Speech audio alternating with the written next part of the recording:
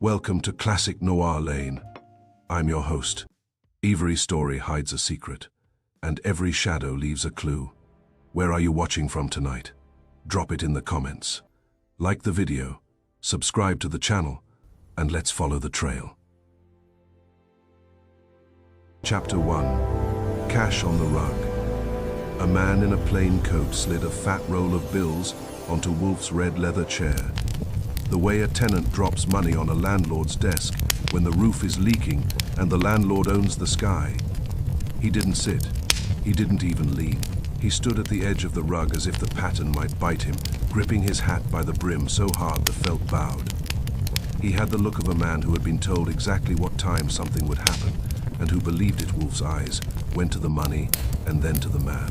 Wolfe can look at a person the way he looks at an orchid, patient, appraising, ruthless about defects. The only difference is that orchids don't lie. He was in my chair, the one that lets me watch the door without twisting my neck, and I said, "You've got our attention. Now you can buy the rest of it with words. What's the trouble?" The man's lips moved. Nothing came out. He pointed at the office door with two stiff fingers, then brought those fingers to his throat and tapped there twice. Then he shook his head, a quick side. To side that said no, and also said, "Don't make me." Wolfe watched him the way a big cat watches a rabbit that has wandered into the wrong room. Calm, unhurried, already certain of the outcome. I tried again. Protection from what?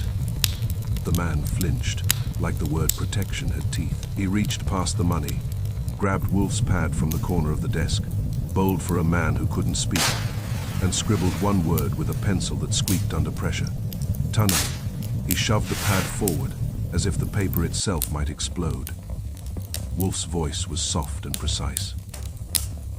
"Mr. Goodwin, count the money." I counted because, in this house, if something is placed on Wolfe's chair and called money, it becomes my responsibility. The roll was thick with new bills, clean as if they had never met a pocket. $10,000. When I finished, I placed it on the desk. 10 grand. The man's eyes flicked to the roll and away again. He didn't look pleased or relieved. He looked as if the money was a witness he couldn't afford to have seen with him. Wolfe folded his hands on his stomach, which is not a gesture of comfort so much as one of ownership. "Sir," he said, "you have deposited a substantial sum on my property. That creates obligations primarily yours. You will state your name and your business." The man shook his head. He pointed again at the door, and then at his throat more urgently this time, as if reminding us what would be cut. Wolfe's eyes narrowed. "This is absurd, Mr. Goodwin. Show him out." I looked at Wolfe. "Hold it. If he's right, showing him out is like handing a man an umbrella made of paper and sending him into a flood." Wolfe did not blink. If he is right, he should go to the police. At the word police, the man's face tightened. He snatched the pad back, wrote two words, and underlined them twice. "No police." He hesitated, then wrote a third line beneath it, slower, as if choosing each letter carefully, because it might cost him. "Not fear, worse." Wolfe stared at that, and his mouth pinched in the way it does when someone tries to sell him cheap thinking. "Worse," he repeated. "You offer melodrama in place of information." The man made a sound, half breath, half protest, and thrust the pad toward Wolfe again. Then he mimed holding something long at shoulder height, drew it to his cheek, and pointed at the window as if aiming at the street. I said, "You think you're going to be shot tonight?" He nodded once. Quick, final. That nod had more conviction than most men put into a marriage. Wolfe's voice stayed even. "Then, sir, you should remove yourself from whatever place you believe is dangerous." The man's fingers tightened on the hat brim. He pointed at Wolfe, then at the money, then at the office, then at Wolfe again. His meaning couldn't have been clearer if he'd written it in neon across the ceiling. "Hide me here. Keep me alive." Wolfe's answer came without effort. Number. The man's eyes widened. For a second, he looked as if he might try pleading, but his courage was rationed, and he'd spent it on the money. He reached for the roll, then stopped and pulled his hand back, as if he'd touched a hot stove. Wolfe nodded at me. I stood, took the roll, and stepped around the desk. "Here," I said. "Take it back. Buy a ticket to anywhere that isn't tonight." The man raised a palm. "No," then shook his head violently. He didn't want the money back. He didn't want it attached to him. He didn't want his fingerprints near it, if he could help it. He backed toward the door, his eyes darting to the hall as if expecting someone to appear with a gun and a schedule. Then he turned and went out fast. I reached the door in 3 strides and yanked it open. The hallway was empty. The elevator gate down the corridor was shut. I heard feet on the stairs. Quick, downward, then nothing. I shut the door and turned back. Wolfe looked at the pad. The word tonight sat there like a deadline carved in stone. "Well," I said. That was the most expensive mime act I've seen outside a nightclub. Wolfe's expression did not soften. It was also an insult. "He looked like a man who's already had the funeral in his head," I said. "You could have let him sit in the hall, at least." "I do not run a shelter," Wolfe said, "and I do not accept a client who refuses to identify himself or state his problem. Money does not purchase my compliance. It purchases my attention, and he has squandered that by withholding facts." I held up the roll. "What do you want done with this attention?" "Put it in the safe," Wolfe said. I stared. "You just told me to return it." I attempted to return it. He refused it. "The money is now in our possession," Wolfe said, as if stating a rule of physics. "And now it is a nuisance. Secure it." I walked to the wall safe behind the painting, opened it, and put the roll inside. When I spun the dial shut, the click sounded too final for something that was supposed to be temporary. When I came back, Wolfe was still studying the pad, as if he expected the paper to confess. "You want me to identify him?" I said. Wolfe's eyes lifted. "Yes. From what? His fear? His hat?" "From your observations," Wolfe said. "You noticed his coat, his manner, his hands, his reaction to my words. You will employ those observations." I sat down and picked up the pad. "No police, not fear, worse, tonight." "There's a new one," I said. "A man claims the police are worse than the shooter." "That is precisely why I will not call them," Wolfe said. "Not yet. If there is corruption involved, summoning the police would be inviting the danger into this house." "Danger is already invited," I said. "It left money on your chair." Wolfe's jaw shifted. "Archie, go." That is the easiest way for Wolfe to end a discussion, reduce it to a command. I went outside. February had the city in a cold grip. West 35th was noisy, the way New York is noisy even when it has nothing to say. A taxi clattered past. A delivery truck sighed at the curb. The wind came down the street and tried to negotiate my scarf. I looked up and down. No plain coat, no squeezed hat, just pedestrians moving with purpose, the way people do when they think purpose is armor. Back inside, I called Saul Panzer. Saul answered in his neat, dry voice. "Saul, it's Archie. I need a man found fast." "A man found fast usually does not want to be found," Saul said. "This one may not want anything at all by tomorrow," I told him. Male, about mid-40s, plain coat, hat in hand, brown eyes, nervous as a cat in a dog show. There's a small tear at the left elbow of the coat, and he was here today with $10,000 and one word: tonight. Saul did not laugh. That was how I knew he was taking it seriously. "Where is he now?" "Somewhere in Manhattan with a clock in his pocket," I said. Saul made a small sound of acknowledgement. "I will call you." I hung up and called Ori Cather. Ori has never met a job he wouldn't do for money, and sometimes that includes jobs that require fingerprints and modest dignity. He answered like a man who had been interrupted at a delicate moment. "Yeah, Ori, get up here. Bring your kit." "What kit?" "The one that makes you feel scientific," I said. "We've got a pad that was handled by a man who may turn up dead." There was a pause long enough to suggest Ori was deciding whether I was joking. Then he said, "All right, 20 minutes." While I waited, I sat in Wolfe's office and thought, which is a dangerous pastime in that room, Because Wolfe fills it with certainty, the way Fritz fills a saucepan with cream. The man had brought cash, not a check, no record. The bills were fresh, which meant recent withdrawal, or access to a place where money is kept fresh. He refused the police and called them worse. That could mean bribery, blackmail, or a connection inside the department. Or it could mean he'd been threatened. Go to the police and we will not miss your throat. Most important, he knew the time. Tonight wasn't vague. It was a promise. At 5. Ori arrived with his hat cocked, and his tie loud enough to be considered evidence. He went straight to the desk, dusted the pad, and lifted Prince with the care of a man who does not want Wolfe's glare on his neck.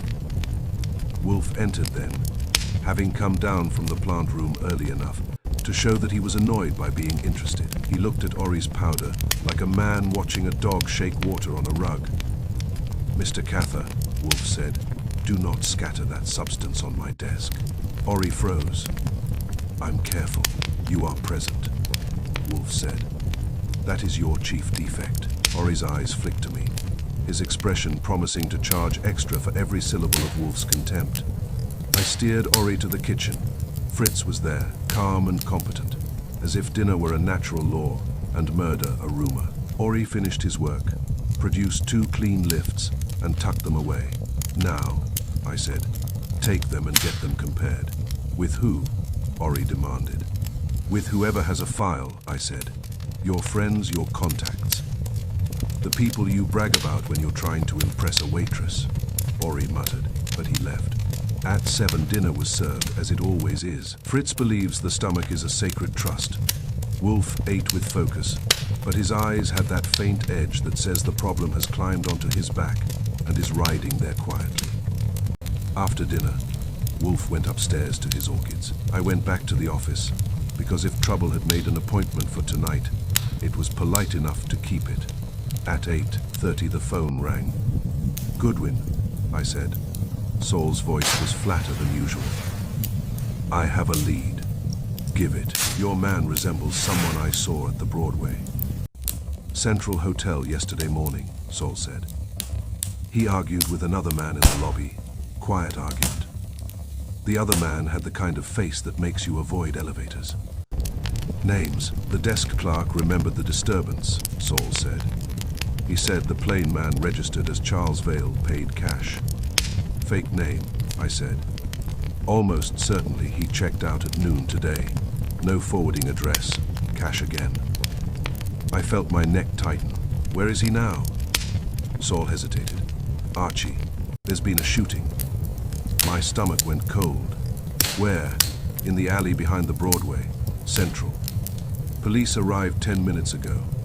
A man is dead." I didn't ask the question like a man hoping for good news. "Description," I said. "Plain coat," Saul said. "All right," I told him. "Stay there. I'm coming." I went upstairs to the plant room.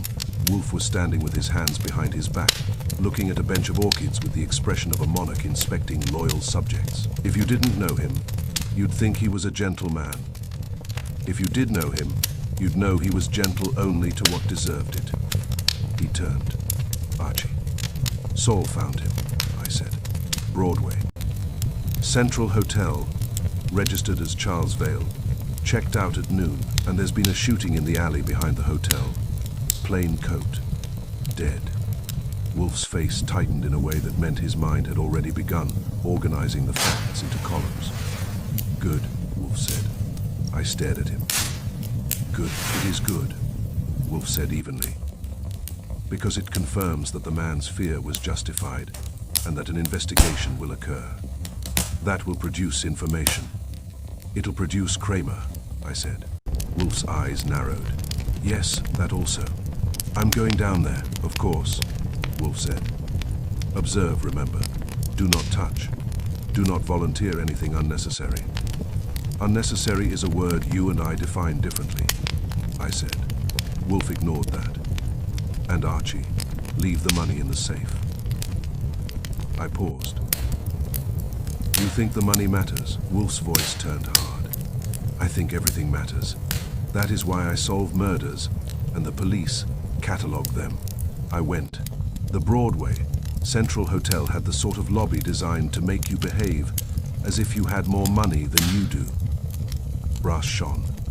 Carpet swallowed footsteps. The air smelled faintly of expensive soap and cheaper secrets. Out back, the alley was blocked by a patrol car. Two uniforms stood near the entrance, looking bored in the way men look when they're trying not to think about a body nearby. Saul was there, calm, hands in his coat pockets. As I approached, one of the uniforms stepped forward. "Hey," a voice barked from deeper in the alley.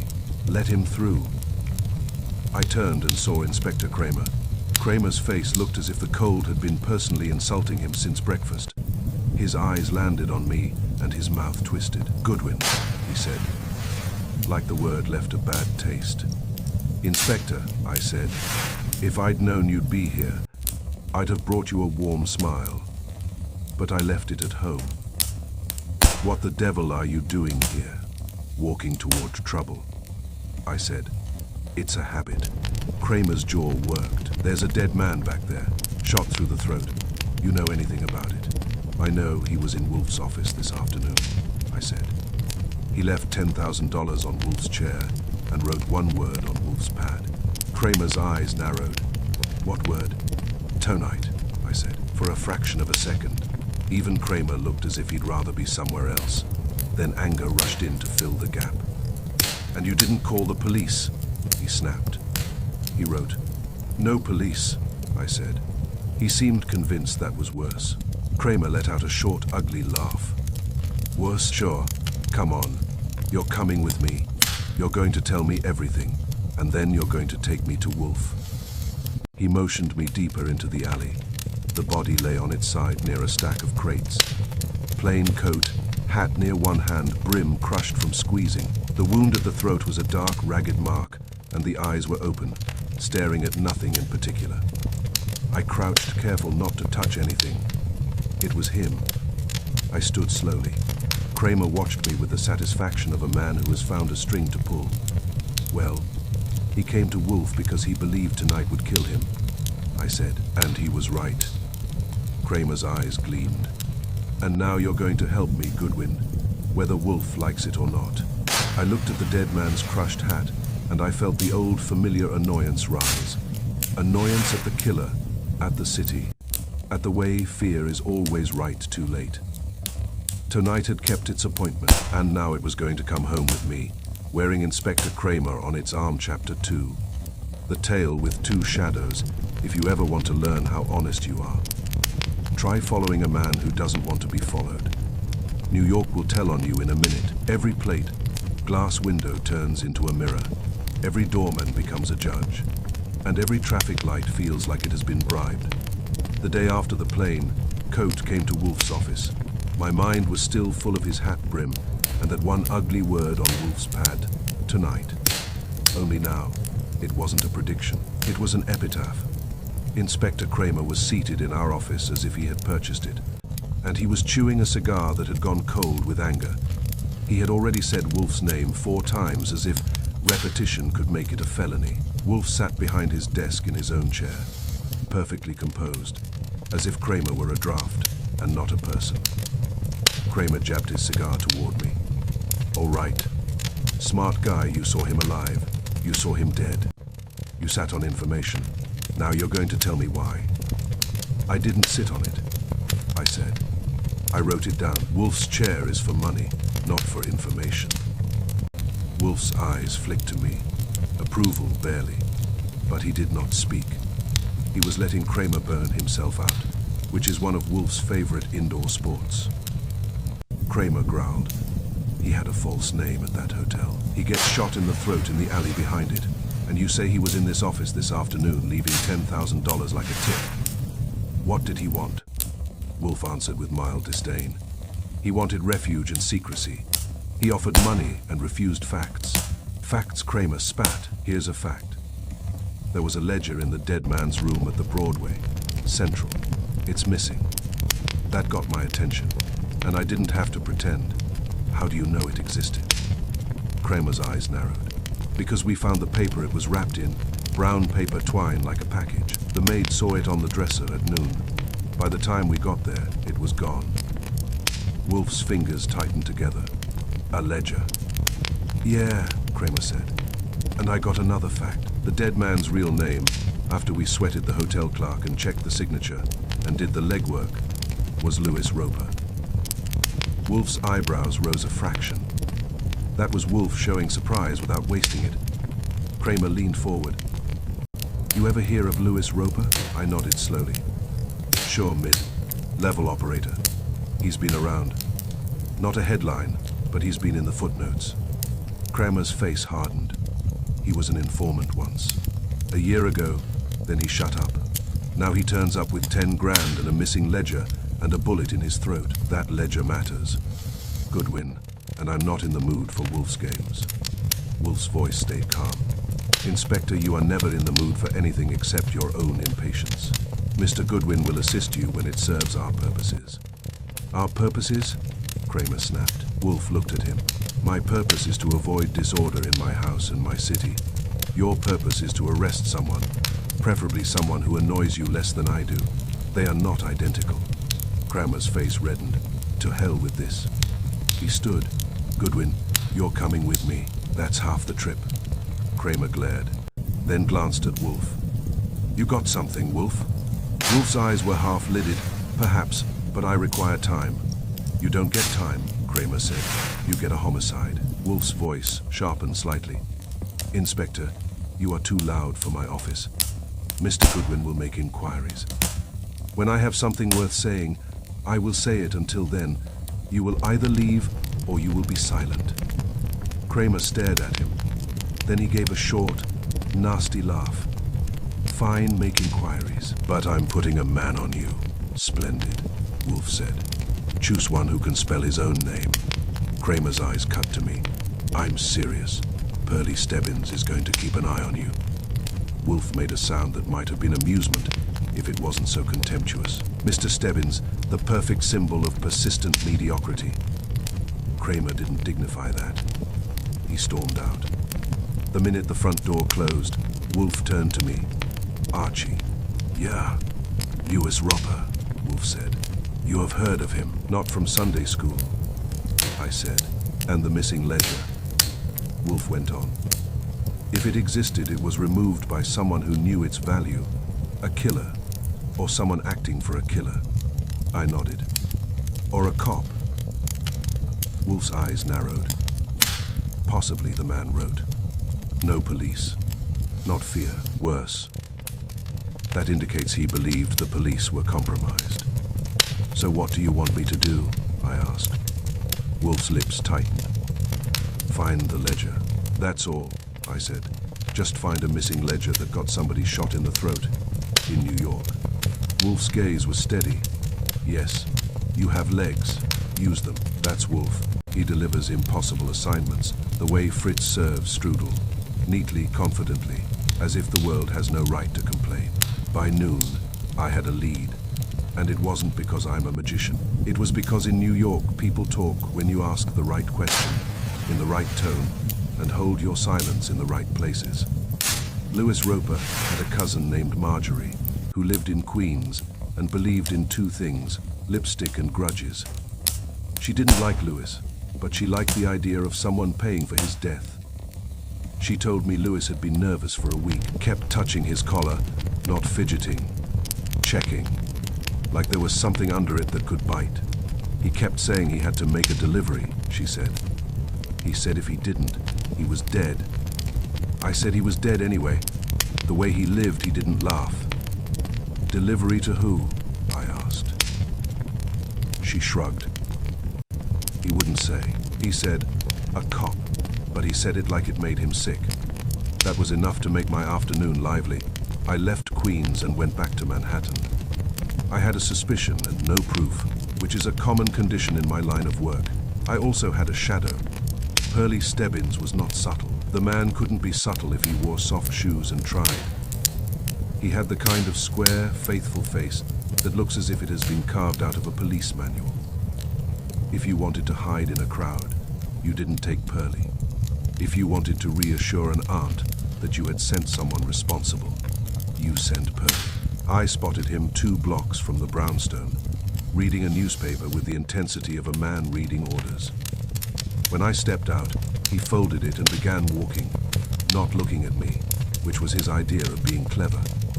I walked 3 blocks, turned, doubled back, and watched him fumble the turn like a man trying to dance with a broom. He was my tail, and he was going to be my inconvenience. I did the sensible thing. I let him have it. If you can't shake a tail, you might as well teach it a few tricks. I walked into a luncheonette, sat at the counter, and ordered coffee. Stebbins came in 2 minutes later and sat at a table near the back, holding his menu like it contained classified information. I turned on my stool and smiled at him. Hurley, he stiffened, his ears reddened. Goodwin. Sit down, I said.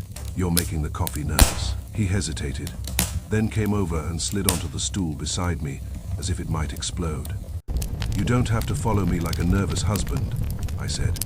If you want, you can just walk next to me and we'll pretend we're friends. His jaw tightened. I've been instructed to observe you. I'll make it easy, I said. Observe this. I'm going to try to find a missing ledger that got a man killed. If you help, you might actually earn your pay. His eyes flicked toward the door. I'm not assigned to help. Then you're assigned to be useful by accident, I said. Tell me something. Did Kramer mention the brown paper? Stebbins nodded. He did. Twine, I asked. Another nod. So you know what we're looking for, I said. Now tell me what you know about Lewis Roper. Stebbins' mouth tightened. He was a stool pigeon once. Once, I repeated. Stebbins didn't answer, which was an answer. He was holding back, either because he was loyal, or because he didn't want to say things out loud in a luncheonette with bad pie. I finished my coffee and stood. Come on, Pearlie. Let's go take a walk. New York air is good for confession. He scowled, but he followed me out. That made 2 shadows on the sidewalk, mine and his, and neither of them comforting. I had another lead by mid-afternoon. A building on West 49th, with a narrow lobby and an elevator that groaned like it had regrets. The kind of place where people met when they didn't want to be seen meeting. A clerk at the Broadway, Central had mentioned, almost as an afterthought, that Lewis Roper had asked about the hallway phone when he checked in. That meant he'd made a call. He didn't want trace to his room. That meant he'd called someone careful. Careful people pick careful meeting places. I walked to West 49th, with the smell of wet newspaper and bad decisions following me like perfume. The city had that damp grey look, recent rain, old grime, like the streets had been wiped down with a dirty rag. Stebbins was 2 paces behind me, trying to look like he belonged there.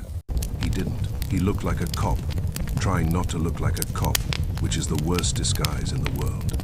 Criminals spotted, civilians spotted, street vendors spotted, pigeons probably spotted. We entered the building. The hallway lights were dim and yellow, spaced too far apart. It looked less like a corridor than a tunnel in a conscience. Doors lined the hall, most of them shut. A few with chains, one with a woman's laugh behind it that sounded practiced. I paused near the elevator and pretended to check my pocket for something. Stebbins stopped too. What are we doing here? Observing, I said. You're good at it. He frowned. If you're trying to set up something, you're lax, I told him. If I set anything up, you'll be the last to know. That's your specialty. He glared, and then his eyes shifted past me. A man had stepped out of the elevator, plain coat, hat in hand. For a split second, my mind tried to reuse yesterday's picture. Lewis Roper, squeezed hat, dead eyes. But this wasn't him. This man was younger, his coat better cut, his face too smooth. He walked with purpose, but not with fear. He looked like a messenger who knew he could deliver and live to collect. And he kept touching his collar, thumb and forefinger at the edge. A quick check, like there was something under it that could bite. I held my breath. Stebbins stiffened beside me. I didn't have to look at him to know his muscles had gone tight. He knew the man. The plain coat walked down the hall, not looking around, not hesitating, like he'd been here before. Halfway down, a door opened and someone stepped out. It was a man in a police coat with Stebbins's square build, close enough in that jaundiced hallway light to make my stomach drop. For a second, my brain tried to correct itself because there's only one Pearly Stebbins in my experience, and that's enough. But the man who came out of the door was Stebbins, all right. Same square shoulders, same faithful face, same look of a man who believes rules are oxygen. He didn't see us, or if he did, he didn't acknowledge it. The hallway light hit his eyes, and it made them look flat, almost glassy. The kind of eyes you get when you've been following orders too long. No handshake, no greeting, just a quick, efficient pass.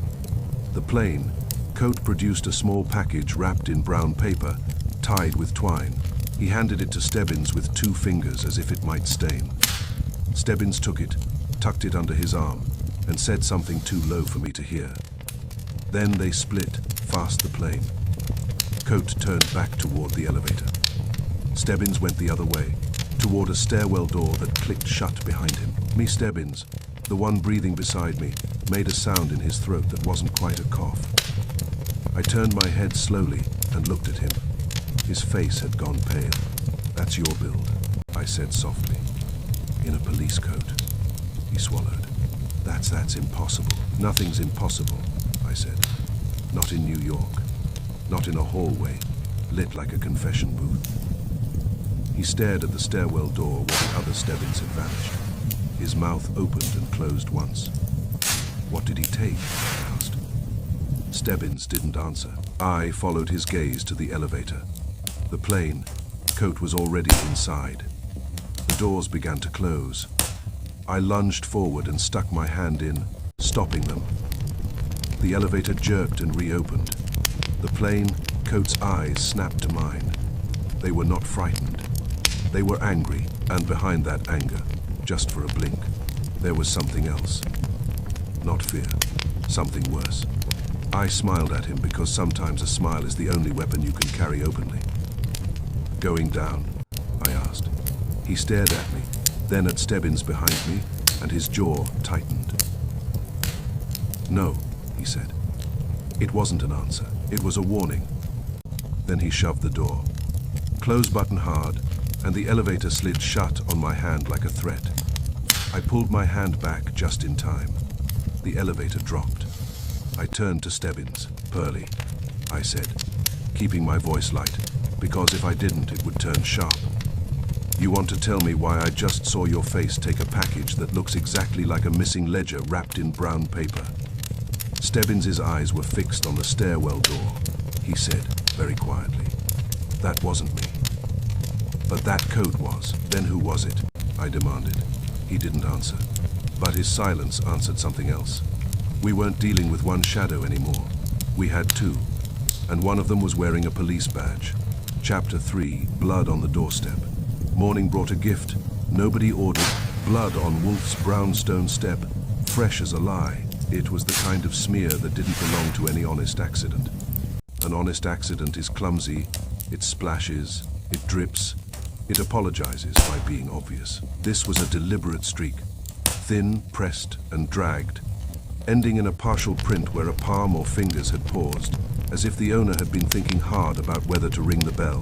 I saw it when I opened the front door to fetch the milk, which is one of those domestic chores I perform to remind myself I'm not entirely employed by homicide. The air out there had a sharp edge. The city was cold and damp, and the street smelled faintly of wet paper and yesterday's regrets. I didn't step out. I stood in the doorway, holding the edge of the door like a man who'd suddenly discovered the floor might talk. Behind me, Fritz came down the hall, soft-footed in his slippers, humming something cheerful in the way only Fritz can hum while the universe is misbehaving. "Mr. Archie?" he asked. I didn't answer right away because I was watching the blood. It was bright, not dried to brown yet. That meant it had been placed there in the last hour or 2, maybe less. And the torn strip of cloth snagged on the iron rail was not something the wind had delivered. It hung there like a calling card. "Fritz," I said. "Don't come out." He stopped. "Why not?" "Because the front step has a personality now." Fritz leaned forward and saw the smear and the cloth. His face changed in the way it does when a man who loves a clean house discovers the world has muddy shoes. "H," he murmured. This is not good. It's not breakfast either, I said, and turned my head toward the stairs.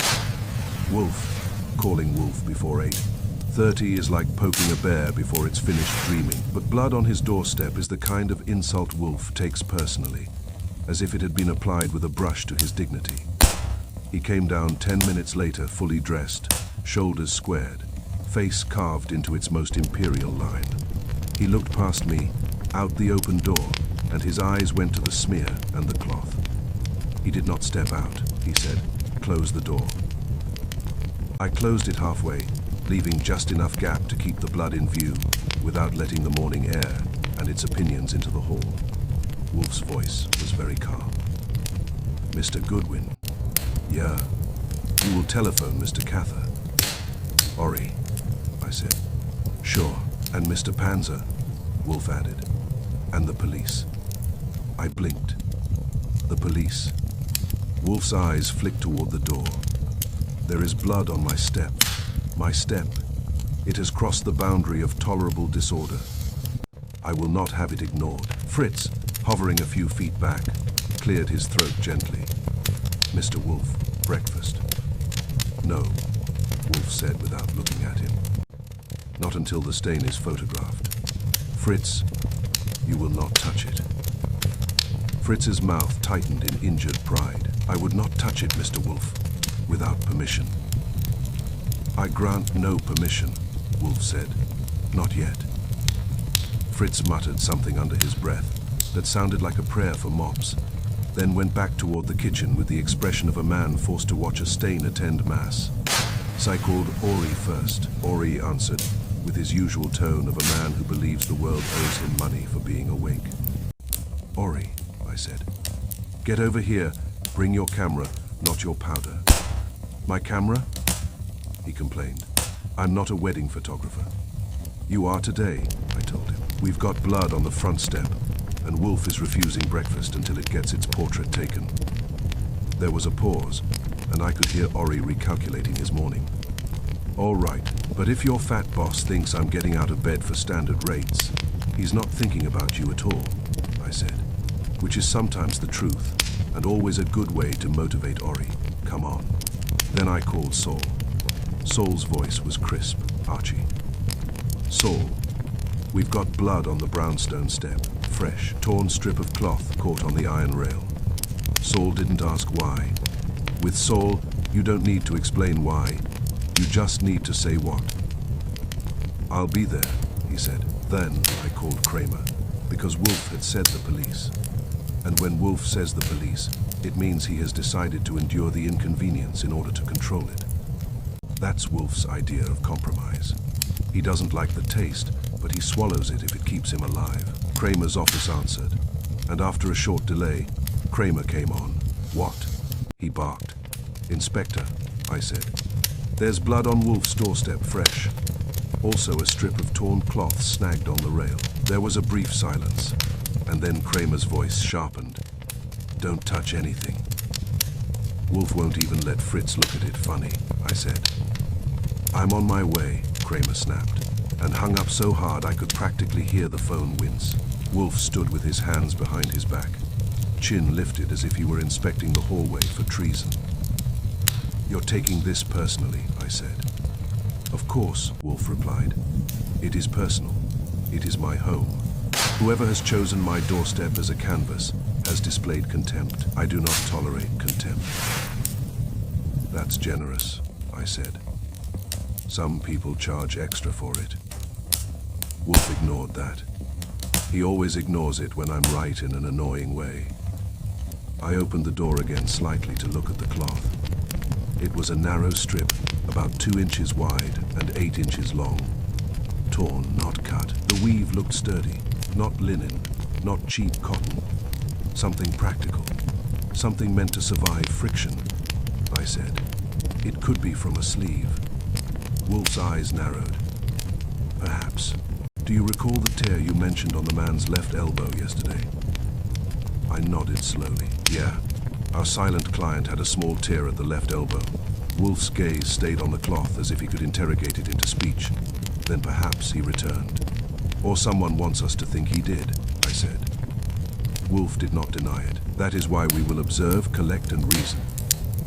He glanced toward the kitchen door as if he could smell Fritz's impatience.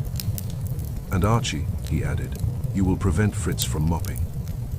That's going to be like preventing the tide, I said. Wolfe's eyes cut to me. Do it. Ori arrived first, because Ori can move fast when he suspects there will be money and drama waiting.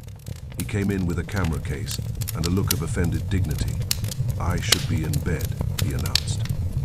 You should be in a museum, I said. You'd fit right in with the exhibits. He glared. But when he saw the blood through the crack of the door, his eyes sharpened. Ori likes messes the way a dog likes bones, only if he gets to gnaw them. Wolfe stood over him like a supervising emperor, while Ori took pictures from different angles, careful not to step out. Ori complained the whole time. I can't get the light, he muttered. You can get a flashlight, I told him. I'm not equipped for. You're equipped for whining, I said. Aim and click. Ori clicked. The shutter sounded loud in the quiet hall, like a tiny judge's gavel. Saul arrived while Ori was still photographing. Saul stood at the edge of the hall and looked at the door, as if he was reading a sign. Fresh, Saul said quietly. Yeah, I said, fresh enough to insult breakfast. Wolfe finally spoke to Saul. Mr. Panzer, examine it. Saul stepped to the threshold, leaned forward, and studied the smear and print without touching. Saul's eyes miss very little, and they never look pleased when they find it. The print is partial, Saul said. Palm or fingers. The smear suggests the person leaned there. The blood was applied with intention or exhaustion. Or both, I said. Saul's gaze went to the cloth. This is torn from a garment under strain, not from a gentle snag. Someone pulled away fast. Wolfe's eyes narrowed. Under duress. Saul nodded once, possibly. That was when Kramer arrived with thunder in his shoes, as if he'd been waiting all his life to kick a door that belonged to Wolfe. The front bell rang, hard, twice. I opened the door the minimum amount needed to admit a large, angry inspector, which is never quite enough. Kramer came in like the law had a grudge. He brought two plainclothes men with him, one of whom I recognized as a laboratory type, by the way he carried a case and looked disappointed with everything. Kramer's eyes swept the hall, landed on Wolfe, then on me, then snapped to the open door crack, where the blood waited like evidence with a smile. Your mystery client's missing, Wolfe, Kramer said, and your steps are talking. Wolfe's face remained calm, but his eyes hardened. Inspector, your shoes are loud. Kramer ignored that. He pointed at the blood. Nobody touches it. You hear me?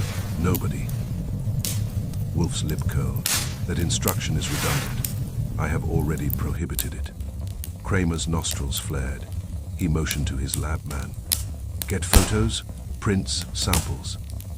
Ori sniffed. Photos are done. Kramer glanced at Ori as if he'd discovered a cockroach wearing a tie. What's he doing here? He's my photographer, I said. He works cheap if you don't feed him. Kramer grunted and turned back to Wolfe. Roper's missing ledger is still missing, and now we got blood on your doorstep. You want to tell me what the hell this is? Wolfe spoke as if reciting a fact from an encyclopedia. It is blood. Kramer's jaw tightened. Don't get cute. Wolfe's gaze was steady. Inspector, I did not place it there. That narrows the possibilities. Kramer's eyes snapped to me. Goodwin, don't start. I'm not starting, I said.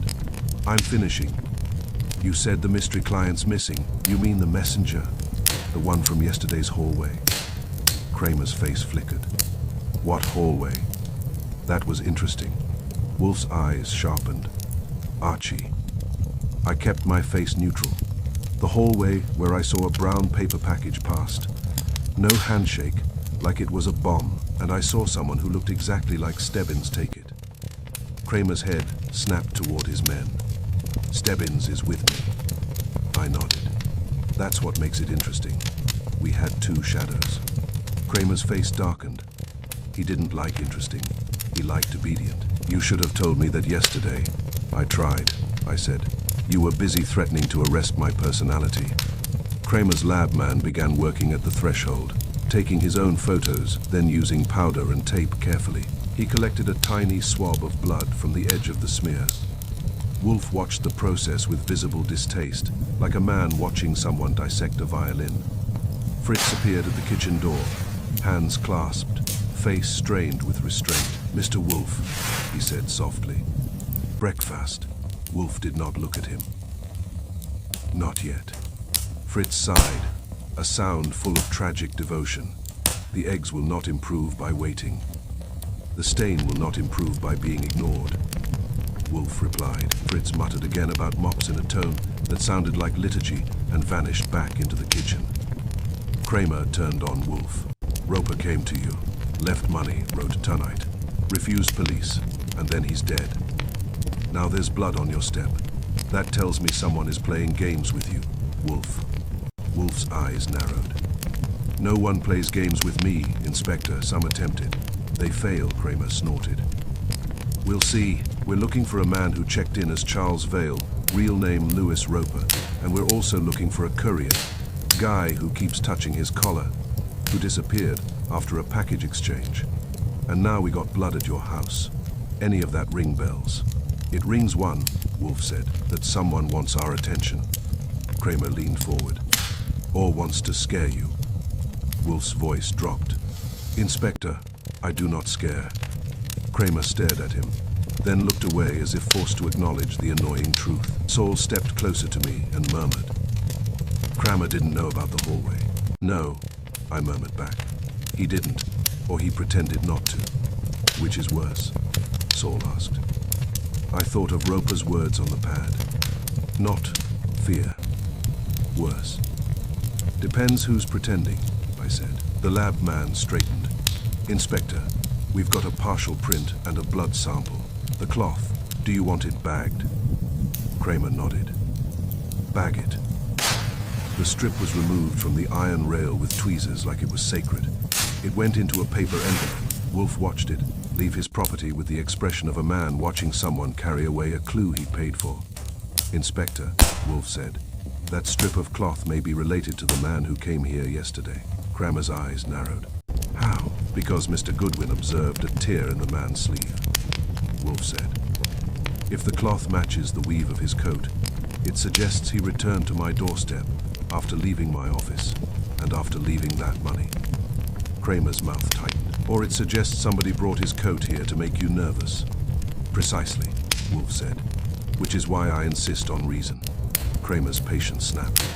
"I'm not here for a philosophy lecture. I'm here because a man is dead and another is missing, and you're in the middle of it." Wolfe's voice became very cold. "Inspector, I am not in the middle of anything. I am at the center." Kramer glared at him a long moment. Then he jerked his head toward me. "Goodwin, you're coming down to the station. You're going to give a statement about the hallway and the package and whatever else you've been saving up for dramatic effect." "Sure," I said. "Do you want it in triplicate or blood?" Kramer's eyes hardened. "Don't push me." "I never push," I said. "I guide. You're the one who does the shoving." Wolfe spoke to me without looking away from Kramer. "Archie, go. Tell them what you saw. Do not embellish. Do not omit. And bring back whatever you can extract from their reluctance." Kramer snapped. "Reluctance?" Wolfe's eyes flicked to him. "Inspector, your department is not famous for candor." Kramer made a sound like a door slamming. "Move." I grabbed my coat and hat as I headed toward the door. I glanced at the blood one last time. It was still bright, still fresh, still saying someone had come to our house wounded. Desperate or determined. On the threshold, Saul murmured, "Archie." I paused. "Be careful," he said softly. "Two shadows is one thing. Blood on your doorstep means they're walking closer." I nodded. "Yeah. And the funny part is Wolfe thinks he's the one closing the distance." I followed Kramer out into the cold morning, leaving Wolfe in the hall with his stain, his pride, and his postponed breakfast. Behind me, Fritz's voice floated from the kitchen, resigned and reverent. "The mop waits." And somewhere in the city, a man who kept touching his collar was either running for his life or being carried. Chapter 4. The police net Titans Inspector Kramer wanted two things from the world: answers and silence from everyone except himself. When he couldn't get the first, he tried to bludgeon the second into submission. He got neither at the brownstone. He came in with the same thunder in his shoes as the morning before, only now he brought more weather with him. Two detectives who looked as if they had been poured into their coats, and a stenographer who looked as if she hated men, crime, and pencils in that order. Wolfe was in the office, seated behind his desk like a monument that had learned to talk. He had refused to go to the station, refused it the way he refuses an overcooked egg. With contempt so calm it becomes law, Kramer paused in the doorway, as if measuring how much of Wolfe's space he could occupy without catching something. Then he entered anyway, because Kramer's pride is as large as Wolfe's, only less disciplined. He slapped a file on the desk. "Where is he?" Kramer demanded. Wolfe didn't answer. He didn't even blink. The silence in that room was sharp enough to cut a cigar. Kramer's face reddened. "Don't play dumb, Wolfe. Your steps had blood on them. Your client, whatever you want to call him, is missing, and you're sitting here like a judge with indigestion." Wolfe's eyes lowered to the file as if it was something someone had left by mistake. Then he looked at Kramer. "Inspector," he said softly, "your voice is too loud for my office." Kramer's jaw worked. "I'm not here to admire your furniture." "You are here," Wolfe said, "because you have failed to make progress elsewhere, and you wish to transfer your frustration onto my rug." I sat in my chair and watched. When Wolfe uses a calm voice, it means he is irritated. When he uses a calm voice with slow words, it means he is furious and has decided to be elegant about it. Kramer's hand tightened on his cigar. "We got a dead man, Louis Roper, and we got the missing ledger, and we got the messenger you claim you saw pass a package in a hallway, and now we got blood on your doorstep and a strip of cloth. I want to know who the messenger is and where he is." Wolfe's gaze shifted to the strip of cloth. Kramer had brought it, sealed in a clear evidence envelope, and placed it on the desk as if he expected it to confess. The strip looked smaller in plastic, less dramatic, but the weave still caught the eye. Tight, tough, practical. It was the kind of cloth that survives scraping on iron. Stebbins was there too, standing near the office door like a loyal dog with a worried stomach. He was rattled. I could see it even before he spoke. He was too stiff, breathing too carefully, as if he'd been told to stand at attention while someone else counted his sins. Kramer jabbed a thumb at Stebbins. "He says he met the man." Stebbins's mouth tightened. "I did." Wolfe's eyes went to Stebbins. "And yet you have no name." Stebbins swallowed. He never gave one. Kramer snapped, "Tell him." Stebbins stared at the floor for a second, then looked at Wolfe. "It was 2 nights ago. I was told to meet someone and take a package. I was told it was important. I met him in a hallway." Wolfe cut in, voice still mild. "Which hallway?" Stebbins hesitated, and that hesitation was a whole paragraph. Kramer barked. "Say it." "West 49th Street." Stebbins said quick, as if ripping off a bandage. "A building with offices, I was told." He stopped. Wolfe's eyes narrowed. "You were told by whom?" Stebbins looked at Kramer. Kramer's face went hard. "That's police business." Wolfe's lips curled. "Everything is my business when blood is deposited on my doorstep." Kramer leaned forward. "You want to make it your business? Fine. Here's more. We traced Roper's movements. He was contacting someone inside the department. He was scared. He had $10,000. He had a ledger. Then he's dead. So tell me, Wolfe, where is your missing messenger?"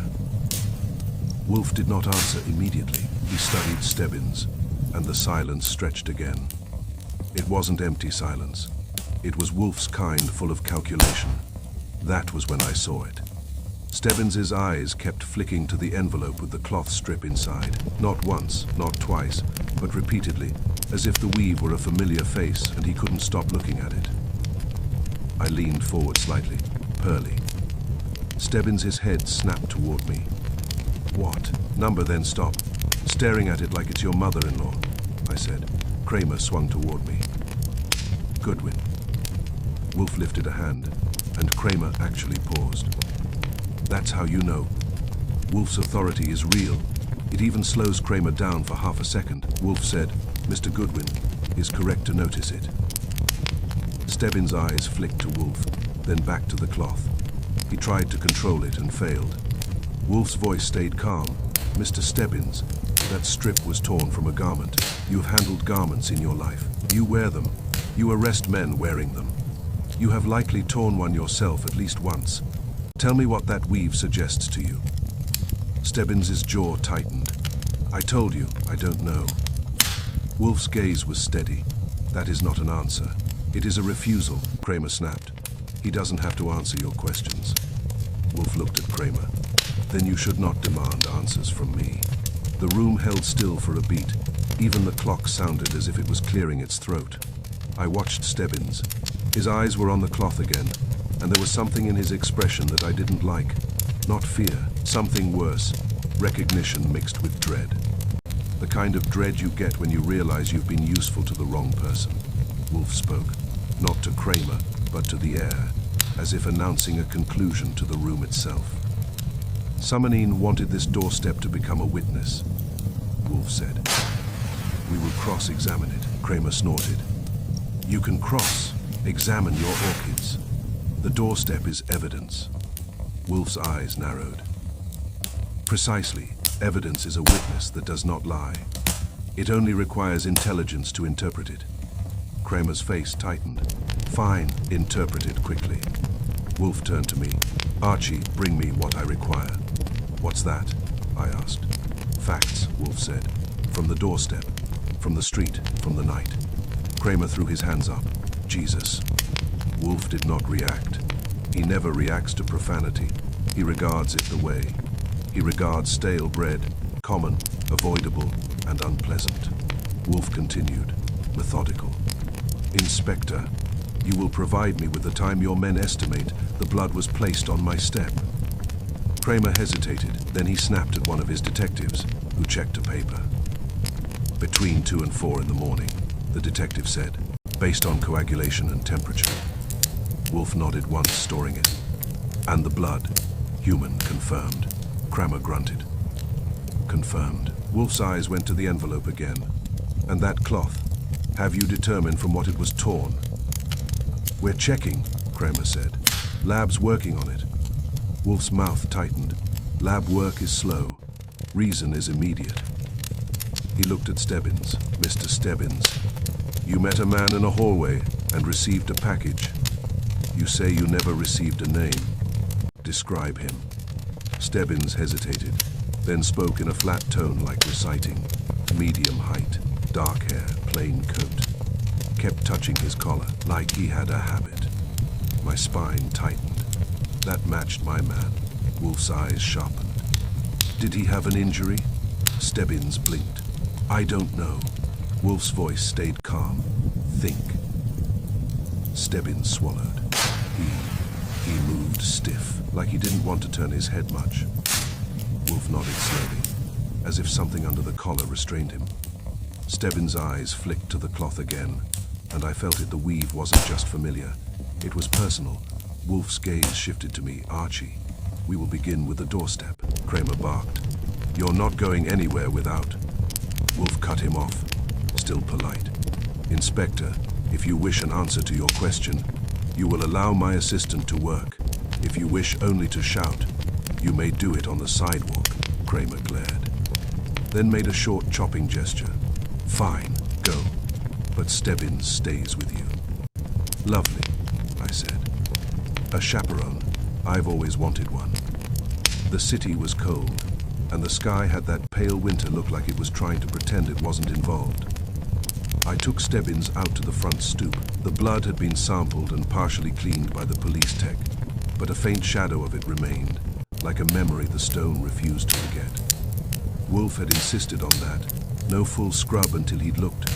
Fritz had complied with the suffering dignity of a man kept from his mop. Stebbins stood one step down, hands at his sides, posture stiff. His eyes moved over the iron rail, the stone, the crack where the smear had been. You were here, I said softly. He snapped his gaze to me. Number, Pearly, I said. I've been lied to by experts. You're not one, don't try, he swallowed. I wasn't here. All right, I said. Then someone with your face was. His jaw clenched. I stepped down and looked at the iron rail where the cloth had snagged. No cloth now, just a small rough spot where the weave had caught. Here's what the doorstep is saying, I told him. Summonee came up. Injured used the rail, left blood, torn cloth, and they either didn't ring, or couldn't ring, or decided not to ring. Stebbins stared at the stone. So, I said. Either the injured person was trying to reach Wolfe, or someone was trying to make Wolfe think that. Stebbins didn't answer. I looked across the street. The building opposite had a doorman, the kind who knows more about the city than the mayor does, because he watches people come and go for a living. Come on, I said. Stebbins followed me across the street, like a man walking toward his own report. The doorman was an older guy with a scarf and a face like granite. He watched us approach with the tired suspicion of a man who has been asked too many stupid questions. I flashed him a smile. Morning. I'm from across the street. He gave me a look that said he knew exactly which house I meant, and didn't approve of it. I said, "Did you see anything last night, around 3?" His eyes narrowed. "Lots of things happen at 3. Any man on the stoop opposite?" I asked. "Injured, or hurrying, or carrying someone?" The doorman hesitated, and that hesitation told me he had seen something. "People who see nothing answer quickly," he said. "There was a car." "What kind?" I asked. "Black," he said, which is the doorman's way of saying he didn't want to commit to details. "Big, not a cab time," I pressed. "About 3:30, he said. It stopped. A man got out. He looked around. He went up those steps. My stomach tightened. Alone. The doorman shook his head slowly. Number, he went back and helped another man out. The second one looked like he was hurt. He leaned on the rail. Stebbins's breath caught. He tried to hide it and failed.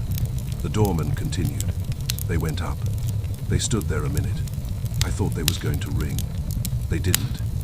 Then the first man helped the hurt one back to the car. They left. I held still. Did you see their faces? The doorman shook his head. Not clear, but the first man was. Thick, big shoulders. Thick, big shoulders. That could be half the city. But it was something. Did the injured man touch his collar? I asked, watching Stebbins. The doorman frowned. Yeah, like he was checking something. Like it bothered him. I felt the pieces click. Thanks, I said. One more thing, the big man. Did he have a limp, a habit, anything? The doorman's eyes narrowed in thought. He wore gloves, dark gloves, and he looked like he didn't like being seen. Good, I said. That's everybody in New York. We went back across the street. Stebbins's face was pale now, and his eyes were too bright. He was rattled. The doorman's accountant grabbed him by the collar harder than any hand. You heard that, I said. He swallowed. Could be anybody. Sure, I said. A big man helps an injured man who keeps touching his collar, brings him to Wolfe's stoop at 3:30 in the morning, leaves blood and torn cloth, and then leaves without ringing. That's just any old sightseeing trip. He didn't answer. I stopped at the bottom of the brownstone steps and looked up at the door. That door has seen a lot. Politicians, rich women, con men, killers, and the occasional honest citizen who leaves quickly. Once he realizes where he is, but it had never had blood offered to it like a message. Pearly, I said quietly, that cloth, you recognize it, don't deny it. His jaw clenched so hard I could see the muscle jump. I don't. Then why were your eyes glued to it? I asked. That weave isn't common. It's not cheap. It's tough. He snapped. Stop.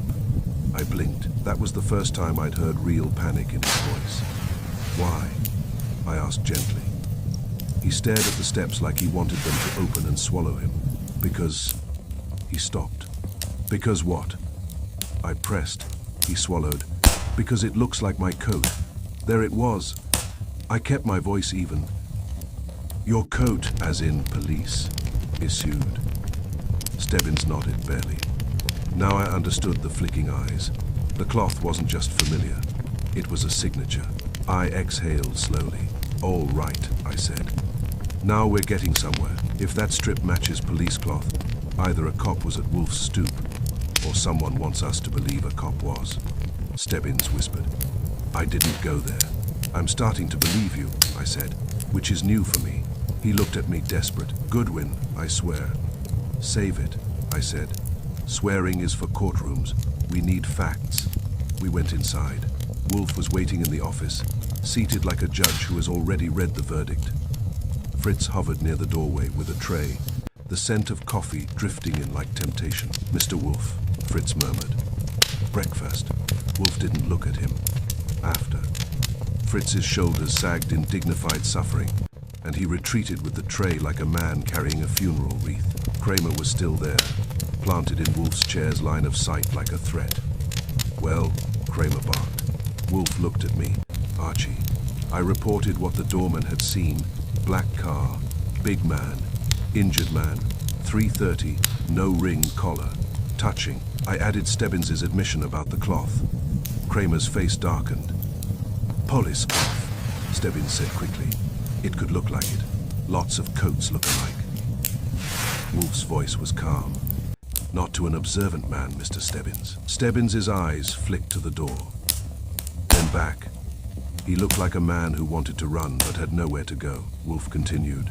Inspector, your own doorman across the street, an impartial witness, has placed a police-style garment at my doorstep at 3:30 this morning, attached to a bleeding man who repeatedly touched his collar. Kramer leaned forward. You're saying a cop brought him here? I am saying the evidence suggests it, Wolfe replied. Or suggests that someone wants it to suggest it. Kramer snapped. Which? Wolfe's gaze went to Stebbins. That is what we will determine. Stebbins swallowed. Wolfe's eyes narrowed. Mr. Stebbins, you received a package in a hallway. You did not obtain a name.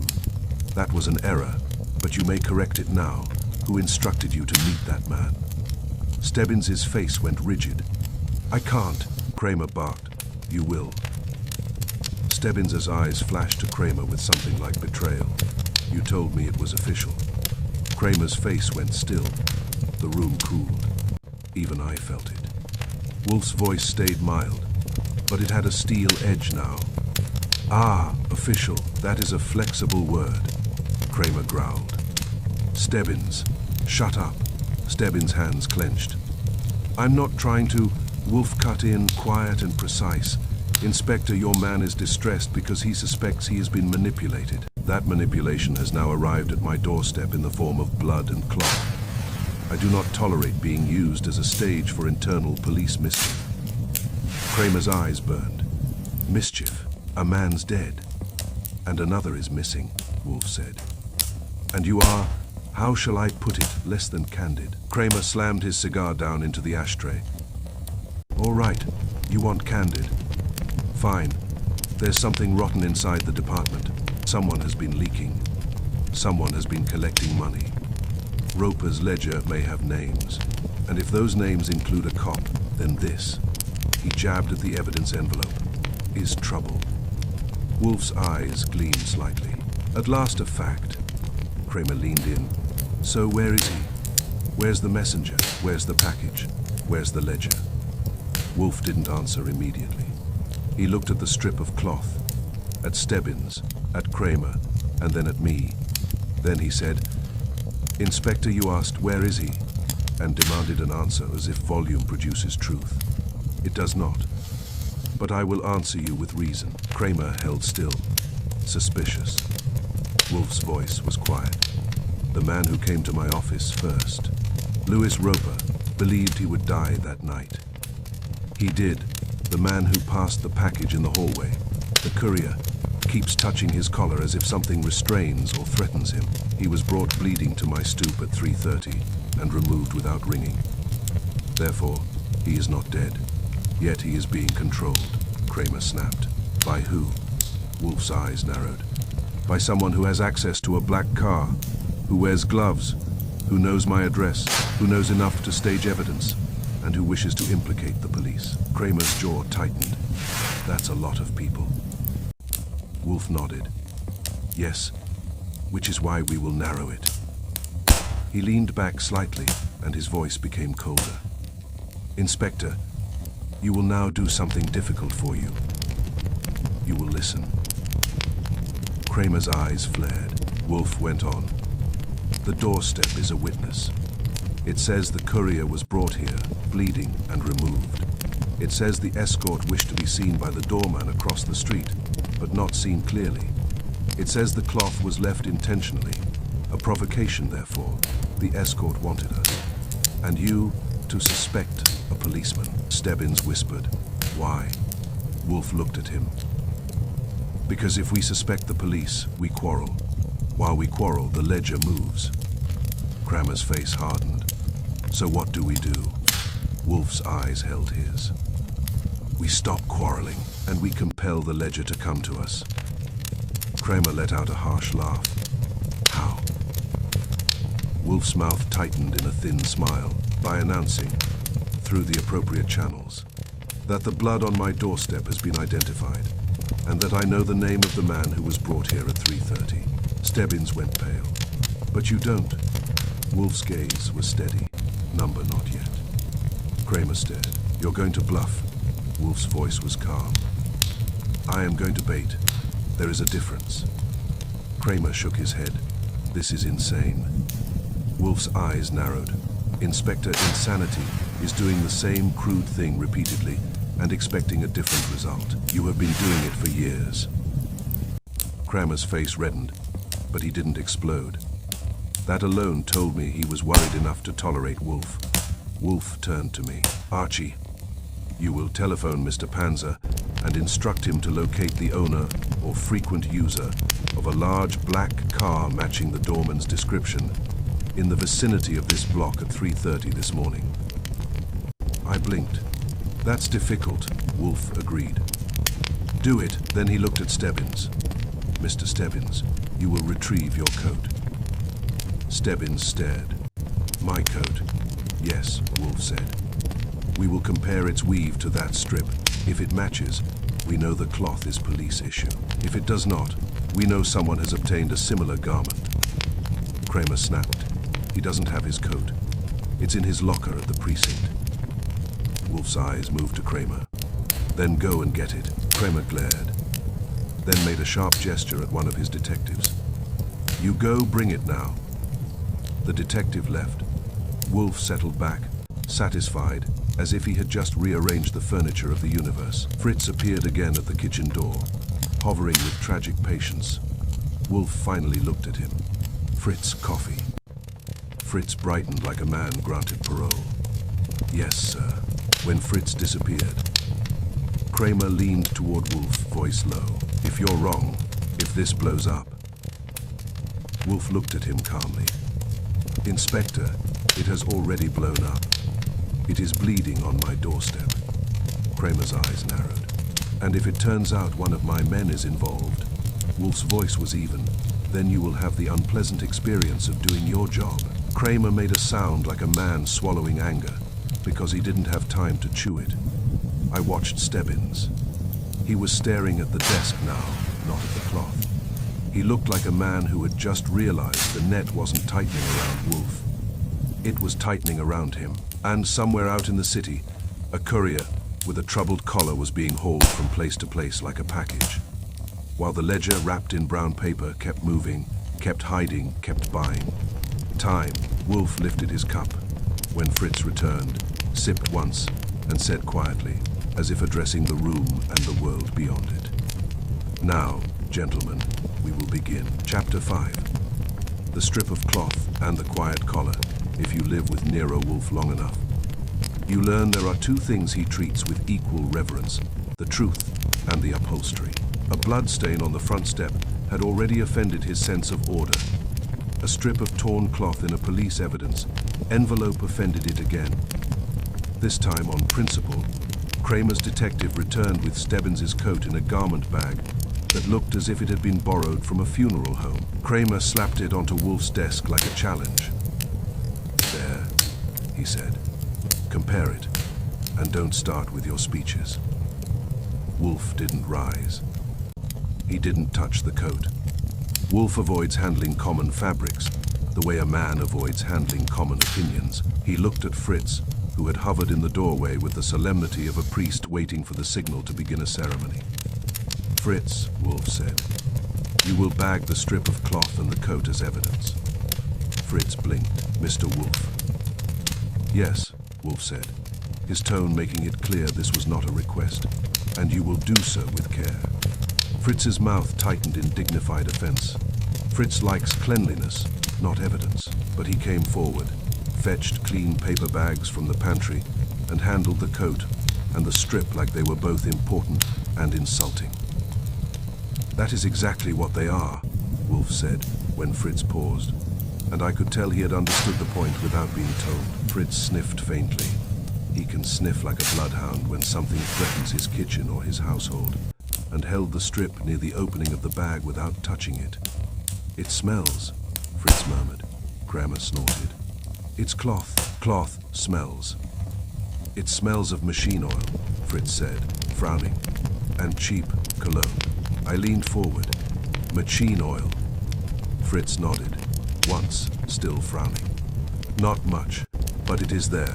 Wolfe's eyes sharpened. Bag it. Fritz slid the strip into the bag and folded it. His movements were neat, controlled, and slightly resentful, like a man wrapping garbage in a ribbon. Kramer watched him with a face full of impatience. You satisfied? Wolfe ignored him. Mr. Goodwin, he said. The odor is useful.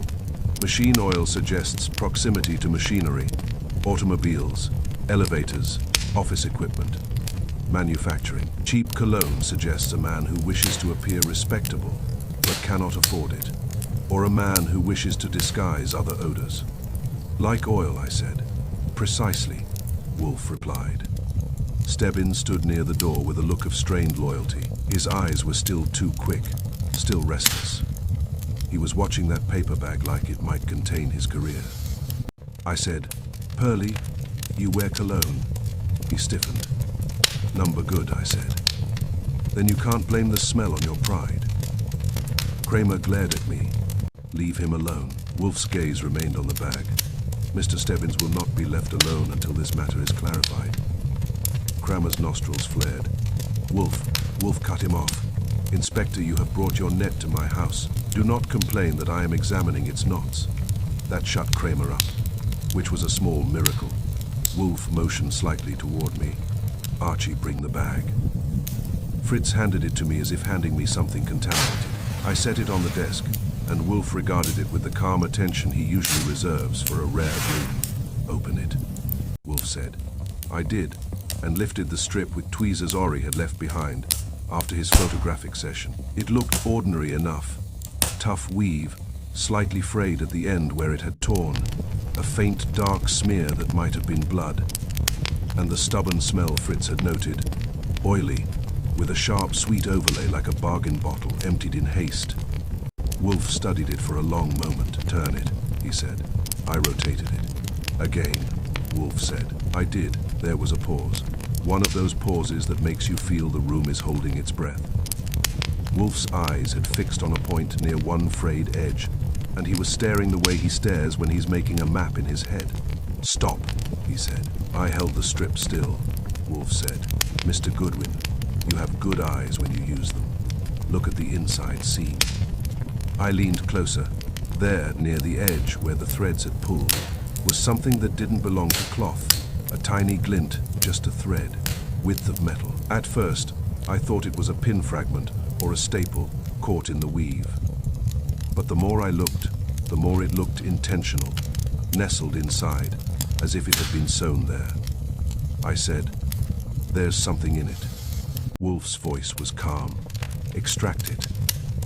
I used the tweezers and careful fingers. The metal resisted slightly, as if anchored. When it came free, it brought a few threads with it. I held it up. It was a small metal clip, thin, shaped like a bent wire, with a little spring bite. The kind used to attach something small and important without drawing attention. It was too neat for a tear. and too deliberate for an accident. A wire clip, I said. Kramer leaned forward. What the hell is that? Wolf's eyes narrowed. It is not from a button. Stebbins' breath caught. I noticed that more than the clip itself, Stebbins' eyes had fixed on the metal in my tweezers like it was a snake. I said softly, "Pearly." He swallowed. "I don't know anything about that." Kramer snapped.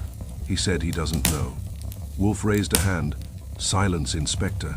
Kramer actually shut his mouth. I was beginning to suspect Wolfe had discovered a way to hypnotize him through irritation. Wolfe spoke to me. "Archie, what is such a clip used for?" I turned it over in the light. It could anchor a microphone lead under a collar, or it could hold a thin line, like a trigger line, so it stays hidden. Stebbins flinched. That did not escape Wolfe. Wolfe's voice stayed steady. Under a collar. I thought of the courier, the one who kept touching his collar, as if something under it bit. I thought of the doorman's story, the injured man touching his collar at the stoop. And I thought of Lewis Roper in my office, refusing to speak, paying with cash and gestures, writing tonight like a death certificate. Wolfe leaned back a fraction. "Ah," Kramer snarled.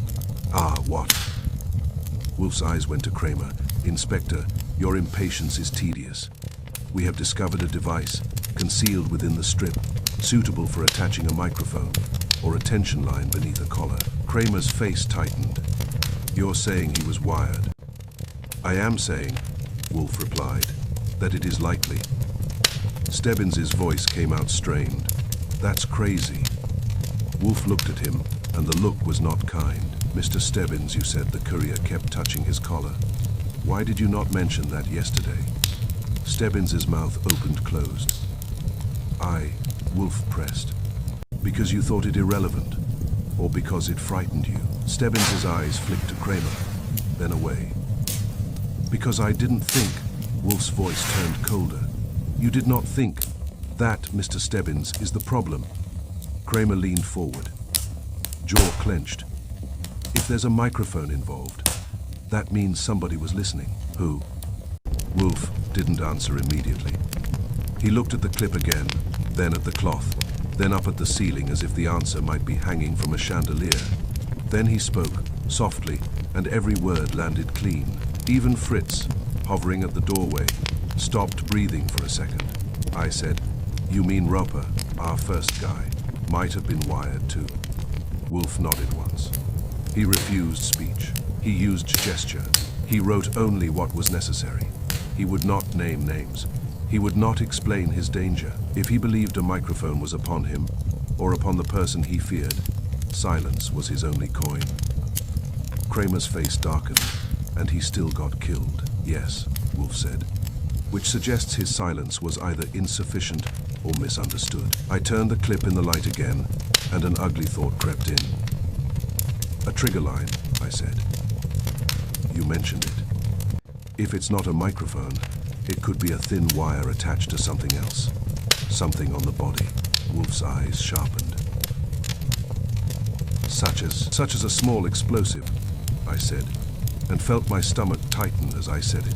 "Or a spring knife, or something that punishes him if he talks."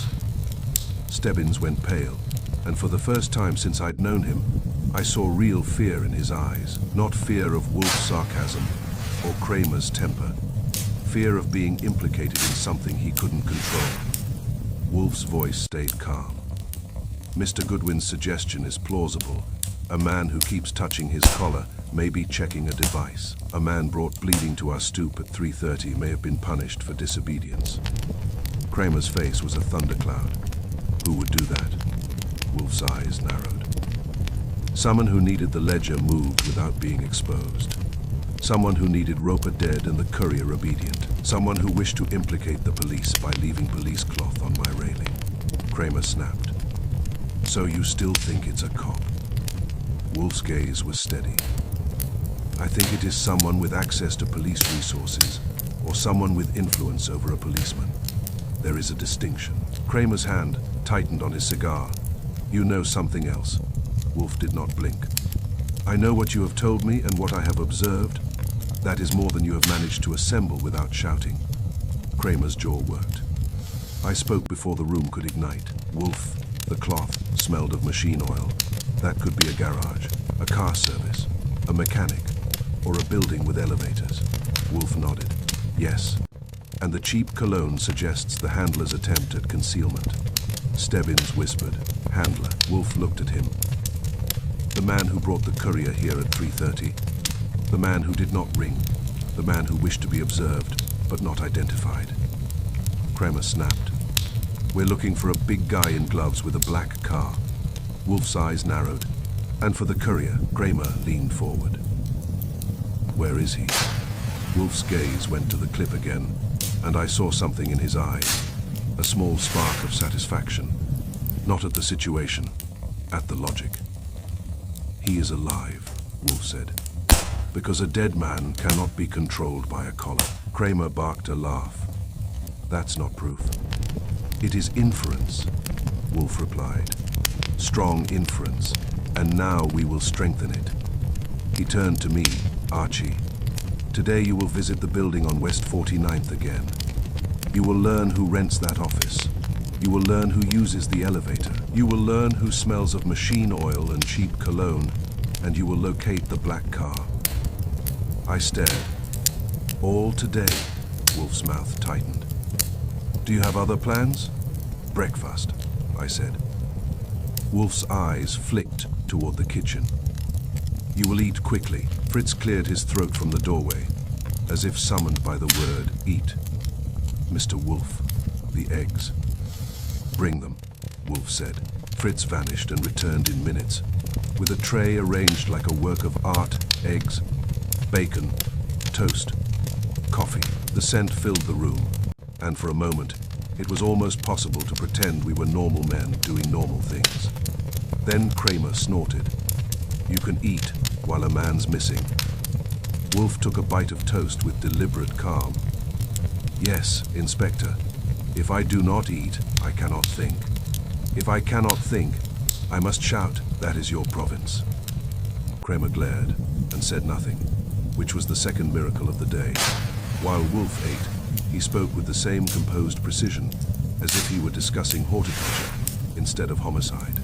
Inspector, Wolfe said, you will do something else useful. You will provide me with a list of your men who have access to surveillance equipment, recording devices, and unregistered microphones.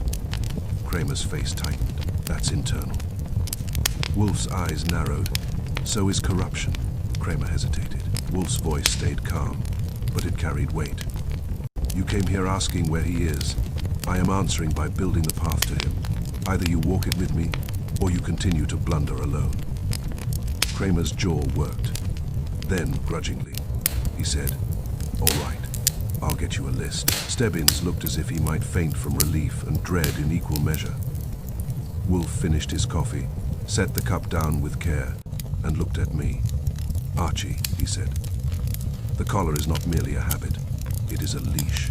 I nodded slowly. And the strip of cloth, Wolfe continued, was not an accident. It was a message. A message from who?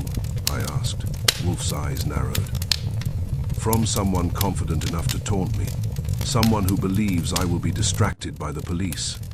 Someone who believes the leash will hold. He leaned back, and his voice turned very quiet. It will not. I went to get my coat, and as I did, I couldn't shake the picture. A man forced to keep his hand at his collar, not to soothe a nervous tick, but to check a device that could punish him for talking. And that meant one thing in Wolfe's world. Somebody was listening, and somebody was ready to kill again to keep listening. Chapter 6. The money that talks back money is supposed to be dumb. It's paper. It sits in a wallet, gets folded, gets sweaty, and eventually gets spent on things that disappoint you. If money starts behaving like a witness, you either have a miracle or a crime. Wolfe decided we had the second. He summoned me to the office at 10, after he had finished with his orchids and his breakfast had been properly honored. He was seated behind his desk with an expression that meant the day had already been organized in his head, and the rest of us were late. Archie, he said, we will examine the money. I sat. We already examined it. It's green and arrogant. Wolfe's eyes narrowed. Do not be flippant. That $10,000 is not merely payment. It is a clue. It has waited in our safe long enough.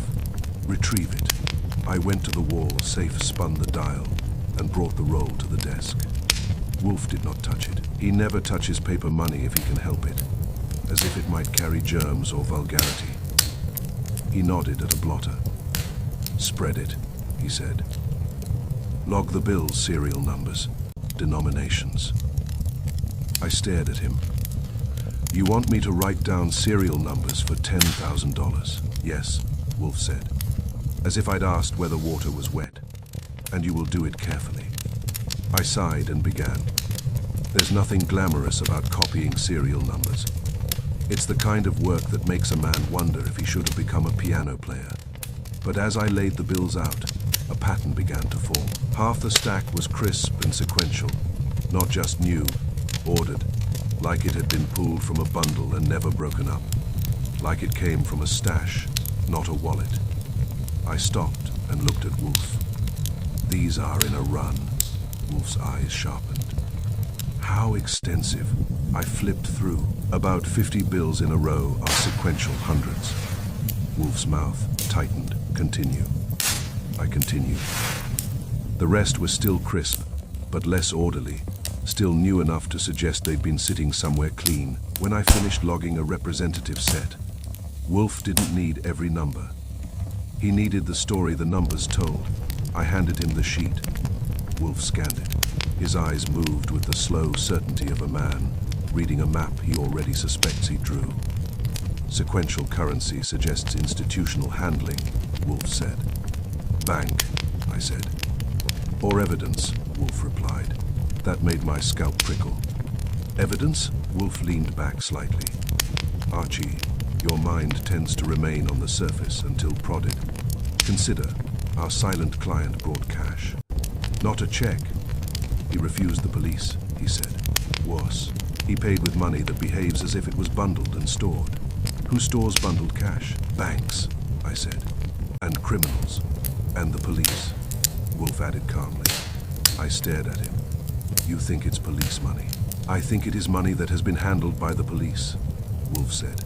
It may have been seized, logged, marked, and stored. Then it has been removed. That would explain why the client could not go to the police. It would also explain why someone wants him dead. I let out a slow breath. All right, how do we prove it? Wolfe's eyes narrowed. You have a bank contact.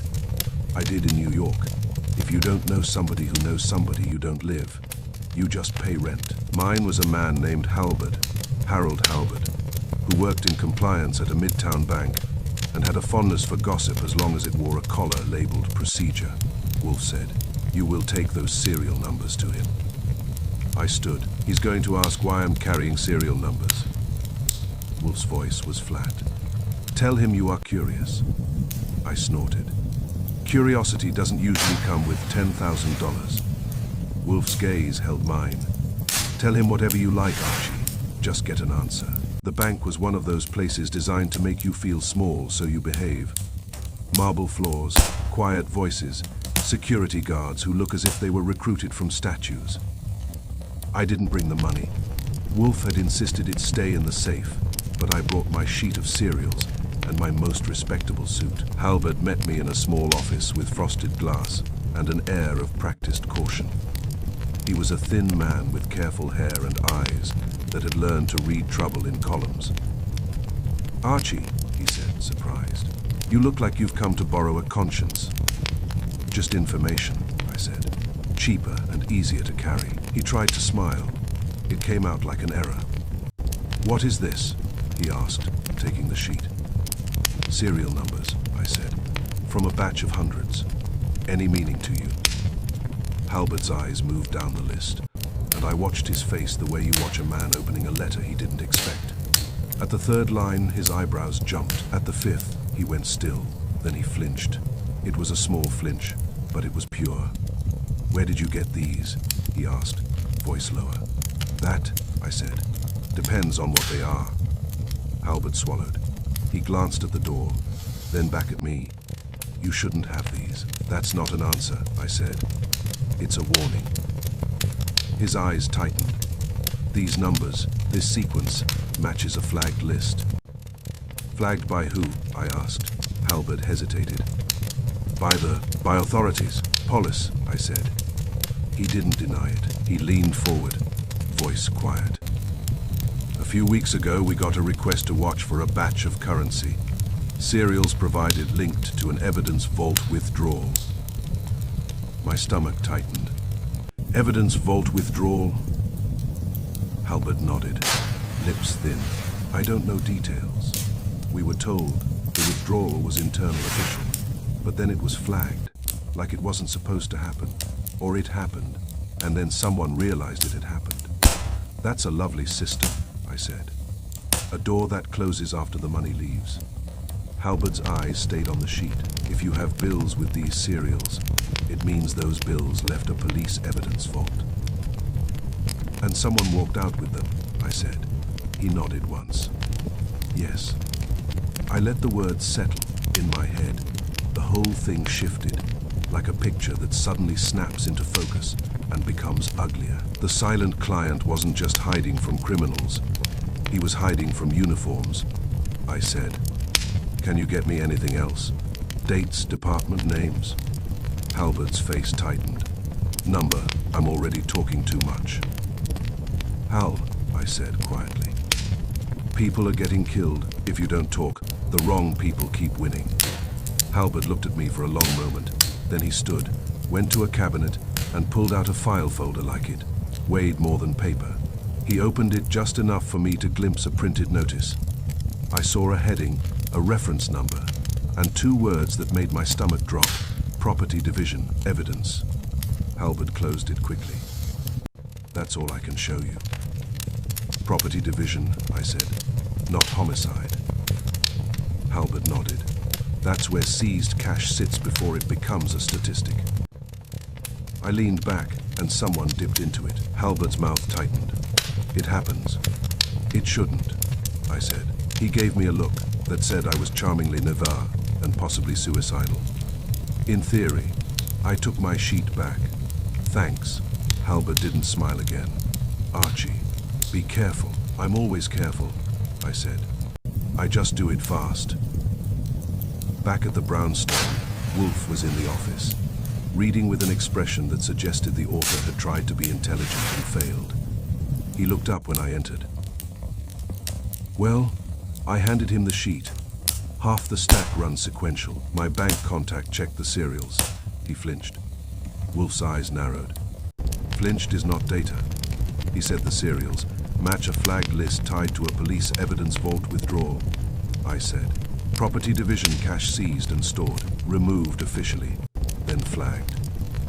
Wolfe did not react outwardly, but the air in the room tightened, as if the facts had pulled a cord. He said softly. As I suspected. Yeah, I said. So now the silence has a shape. The client's cash wasn't clean. It was officially dirty. Wolfe leaned back slightly, steepling his fingers. Meaning someone within the police, directly or indirectly, had access to that money. Or someone who had access to someone with access, I said. But either way, uniforms are in the picture. Wolfe's voice dropped. Our missing man wasn't hiding from criminals alone. He was hiding from uniforms. I nodded, which makes Kramer's temper look almost wholesome. Wolfe's mouth tightened. Do not become sentimental, Archie. I'm not sentimental, I said. I'm practical. If the money came from an evidence vault, then Roper was either stealing it, exposing it, or being used as the delivery boy. Wolfe's eyes narrowed. And the ledger. Right, I said. The ledger probably lists evidence taken. Sold, laundered, maybe names. Names of cops, names of criminals, names of both. Wolfe nodded slowly. Yes, a ledger that could unmake several careers and perhaps end several lives. I leaned forward. Wolfe, there's a question we're not asking loudly enough. Wolfe's eyes flicked to me. Proceed. Why did Roper bring the money here? I said. If it's hot police money, why dump it on your chair and refuse it back? He didn't want it. He wanted it out of his hands. Wolfe's gaze sharpened because it incriminated him. or because it incriminated someone else, I said. Someone who would kill to get it back. Someone who might think Wolfe can be pressured into returning it. Wolfe's lips curled slightly. That would be an error. Most killers make those, I said. Eventually, Wolfe's eyes went distant for a moment, as if he were arranging pieces on an invisible board. Then he spoke, slow and certain. Archie, the courier with the collar, he is the key. The money tells us the source. The cloth and clip tell us the method of control. The ledger tells us the motive, but the courier tells us the handler. Because the handler has to keep him close, I said. Precisely, Wolfe replied. And the handler wished to implicate the police by leaving police cloth on my rail. Now we know the money itself implicates the police. The murderer is not merely taunting us. He is attempting to direct suspicion. I frowned. Toward, Wolfe's eyes narrowed. Toward Inspector Kramer, perhaps, or toward Mr. Stebbins, or toward the department broadly. If everyone suspects everyone else, the ledger can disappear quietly. I sat back. And while we're all suspicious, the courier gets kept on that leash. Wolfe's voice softened slightly, not with kindness, but with certainty. Yes, you want to keep it there? I asked. Wolfe's eyes were steady. Absolutely. If the money is from an evidence vault, it is bait, and bait belongs on the hook, not in the water. I stared. So we're using it. Wolfe nodded. We are not using it. It is using us. We will reverse that. He leaned forward, and his voice turned very quiet. Archie, someone will come for that money. Here, I asked. Wolfe's eyes held mine. Yes, and when he comes, he will reveal more than he intends. That was Wolfe's favorite kind of trap. The kind where the victim walks in believing he's the hunter. I stood. All right, what do you want me to do? Wolfe's gaze sharpened. You will tell Kramer, carefully, that the serial numbers link the money to property division. Do not accuse him. Do not accuse anyone by name. Simply place the fact in his mind like a thorn. Then you will watch what happens. I blinked. That's cruel. Wolfe's mouth tightened. It is necessary. And if Kramer explodes, I asked. Wolfe's eyes narrowed. Then he will explode in a direction. That direction will be informative. I went to the phone, because in this story the truth was no longer hiding in alleyways and hotel rooms. It was hiding behind badges, and the money, stupid paper money, had just learned to talk back. Chapter 7. A ledger with teeth. The trouble with the secret is that it doesn't stay put. It leaks. It sweats. It smells. And if it's big enough, it starts to grow teeth. By late afternoon, the brown paper package was no longer a rumor in my head. It was in my hands. It arrived the way dangerous things always arrive in our line of work, without warning, and with the kind of casualness that makes you want to wash your hands afterward. Saul Panzer brought it. He came into the office with his hat in hand, and his coat buttoned against the cold, looking as neat and calm as a man delivering flowers. Only this bouquet was wrapped in brown paper and tied with twine. He set it on the edge of Wolfe's desk and said, I have it. Wolfe's eyes went to the package the way an expert's eyes go to a rare specimen. Measuring, weighing, already diagnosing. From where? Wolfe asked. Saul's voice stayed dry, from a man who did not wish to keep it. He left it at a messenger service on 9th Avenue in a locker. He paid cash and used no name. He did, however, leave a key in an envelope addressed to Goodwin. I blinked. That's considerate. Saul's mouth tightened. It is also urgent. Whoever left it expects you to open it quickly. Kramer had been banished, temporarily, by Wolfe's refusal to endure him without purpose. Stebbins, however, was still in the house, sitting in the reception room with his shoulders hunched and his eyes fixed on the floor like a man waiting for his own testimony to catch up with him. Wolfe motioned. Archie. I took the package to the side table, cut the twine, and peeled back the paper. Inside was a small ledger, black cover, thick spine, the kind sold in stationery shops to men who like lists and hate witnesses. The smell that rose from it was faint but unmistakable. Machine oil and cheap cologne again, like an insult that kept coming back for an encore. I brought it to Wolfe's desk and laid it down without ceremony. Wolfe did not touch it yet. He regarded it with that steady, cold patience that makes people talk just to fill the silence. "Fetch Mr. Stebbins," Wolfe said. I went to the reception room. Stebbins looked up when I entered, eyes jumpy. "What?" "Come on," I said. "Wolfe wants you." His throat bobbed. "Why?" "Because your life has become educational," I told him. "Move." He followed me into the office like a man walking toward a bench. Wolfe looked at him. "Mr. Stebbins, this package." Stebbins' eyes locked on the ledger, and his face drained of color. Wolfe's voice stayed mild. "Is the package you received in the hallway?" Stebbins swallowed. I don't know." Wolfe's eyes narrowed. "Do not insult my intelligence. Confirm it." Stebbins' lips moved, then stopped. Finally he nodded, barely. "Yes." Kramer chose that moment to arrive, because if there is an appointment with tension, Kramer keeps it. He came in without knocking. Saw Stebbins. Saw Saul. Saw the ledger on Wolfe's desk, and his eyes sharpened like a knife being drawn. "What's that?" he demanded. "A ledger," I said. It walked in by itself. Kramer ignored me. He jabbed a finger at Stebbins. "You said you didn't look at the package." Stebbins' voice came out thin. "I didn't, I swear."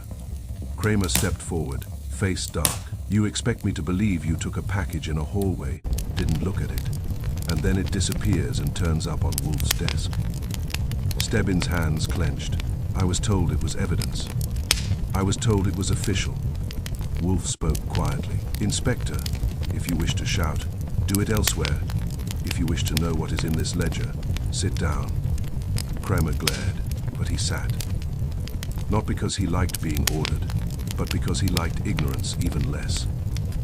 Wolfe then did something that always makes me pay attention. He reached out and touched the ledger. He opened it slowly, as if it might bite. The pages were ruled, filled with neat entries, dates, short lines, codes. No names, no addresses, just a business-like record of something that had been turned into routine. Wolfe's eyes moved down the first page. His face remained calm, but I could see his mind working, matching patterns, connecting strings. He said, "Interesting." Kramer snapped, read it. Wolfe ignored him, turned a page, then another, and said, "Archie, bring my magnifier." I got it from the drawer and handed it over. Wolfe used it briefly, then set it aside. "This is not a personal diary," Wolfe said. "It is an inventory." Kramer leaned forward. "Inventory of what?" Wolfe looked at him. "Of stolen evidence." The room tightened. Kramer's face went rigid. "That's a hell of an accusation." "It is not an accusation," Wolfe said. "It is a conclusion. Observe the codes." He turned the ledger slightly and pointed with a finger, careful as if even his finger might disturb the logic. I leaned in. The lines looked like this: 11/03, J negative 14, 2 PCs D 11/10, C negative 6/1, D 11/18, P negative 2/1, D 12/0, 2, C negative 6/3, D 12/19, J negative 14, 1 PC D 01/08, P negative 21 D, and beside the D, sometimes there was a small mark, a tiny slash like a private confirmation. Kramer frowned. That could mean anything. Wolfe's eyes narrowed. Number, it means something specific. J is jewelry. C is cash. P is pistol. The numbers correspond to evidence tag categories, those used by property division. Dead is disposed, the term used when evidence is destroyed, returned, or otherwise removed from custody. Kramer's jaw tightened. "You're guessing." Wolfe's voice turned colder. "Inspector, I am not guessing, I am recognizing," I said. "And the reality is sold." Wolfe nodded without looking at me. "Exactly. disposed on paper, sold in actuality. Kramer stared at the ledger as if it had just insulted him. Stebbins's face was pale, his eyes flicking between Wolfe and Kramer, like a man trapped between two storms. Wolfe turned pages, pausing now and then, his brow tightening slightly.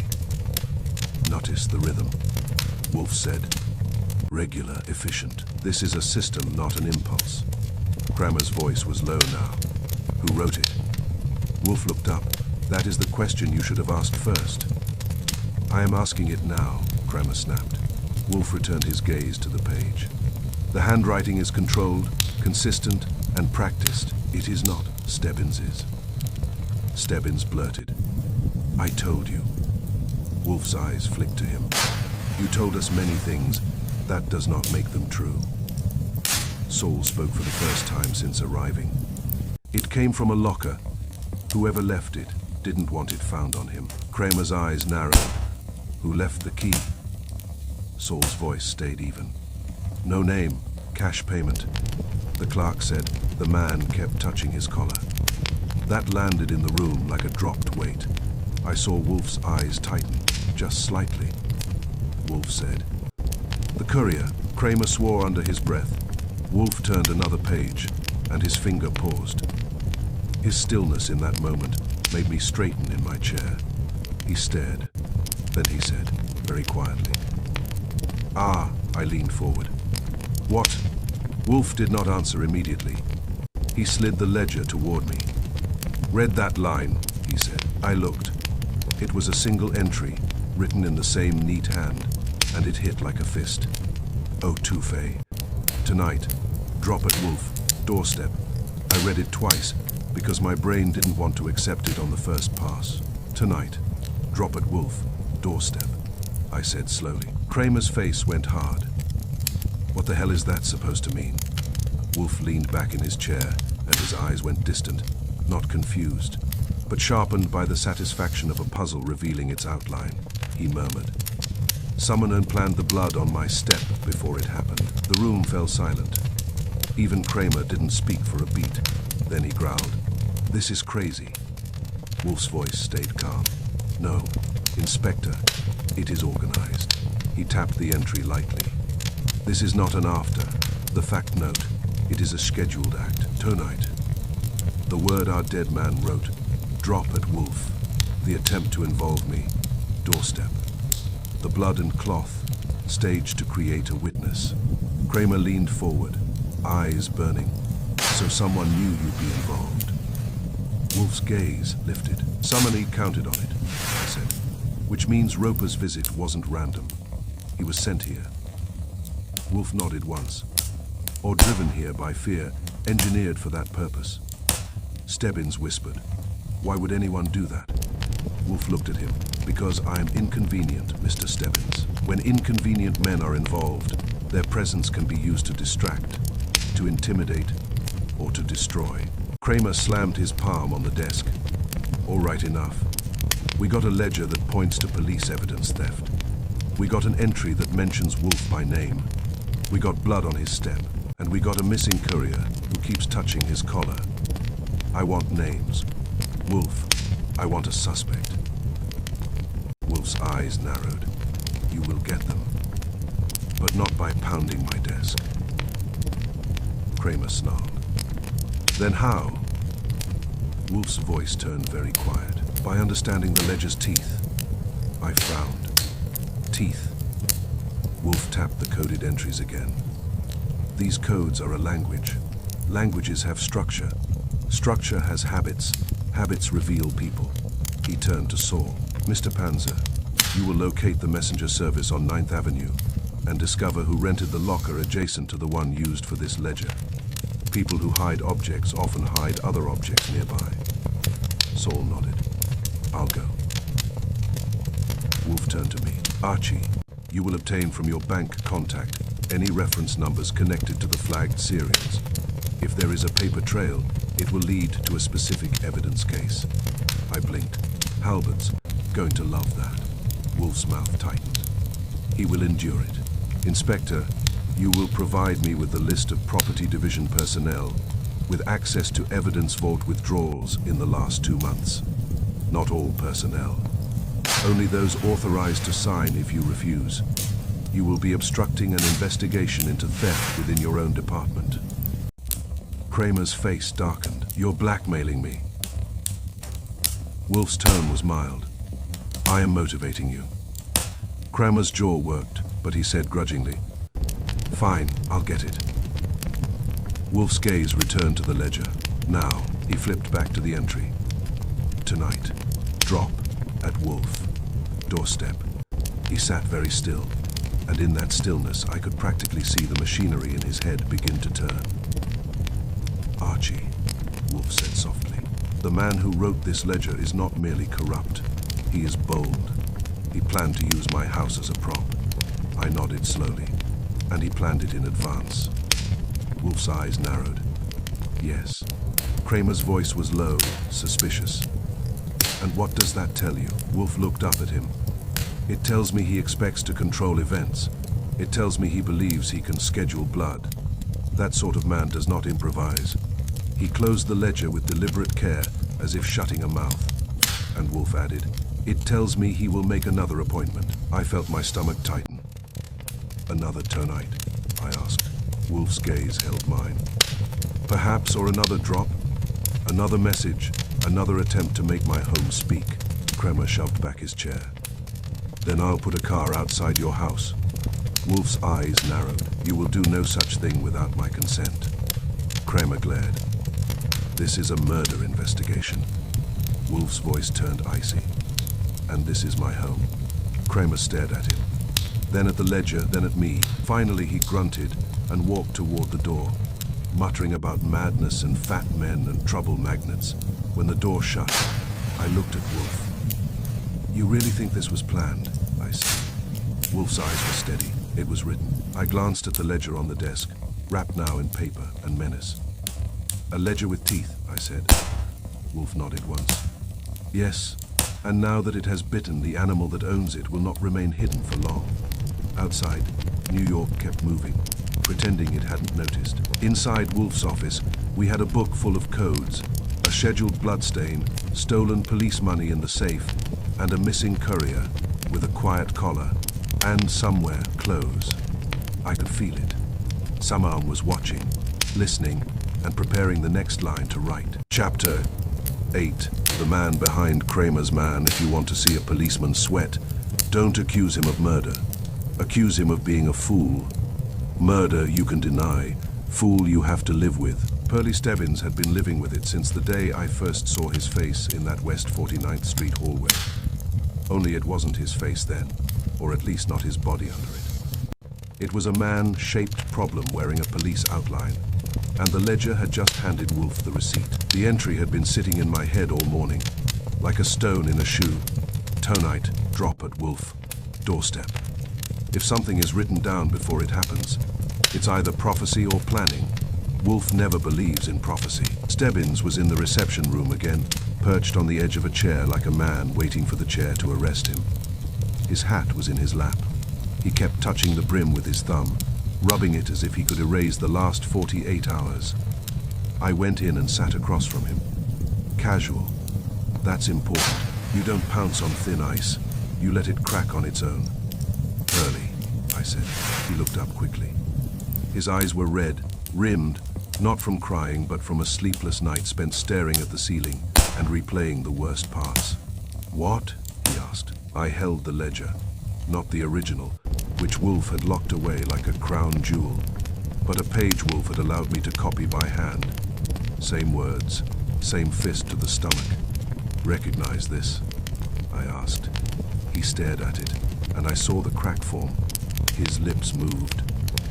Nothing came out, I said softly. Tonight, drop at Wolfe, doorstep. He swallowed.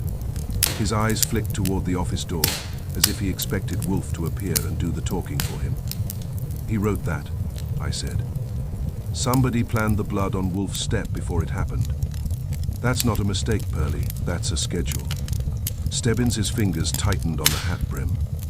I don't know anything about that. You know enough, I said. You met the courier. You took the package. You didn't get a name. You didn't look inside. You didn't ask why.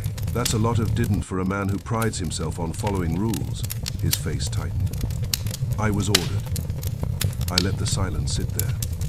If you rush a confession, you turn it into a fight. By who? I asked.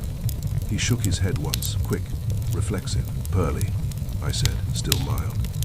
I don't need you to be brave. I need you to be useful. Someone is using you like a coat rack. I'd suggest you take offense.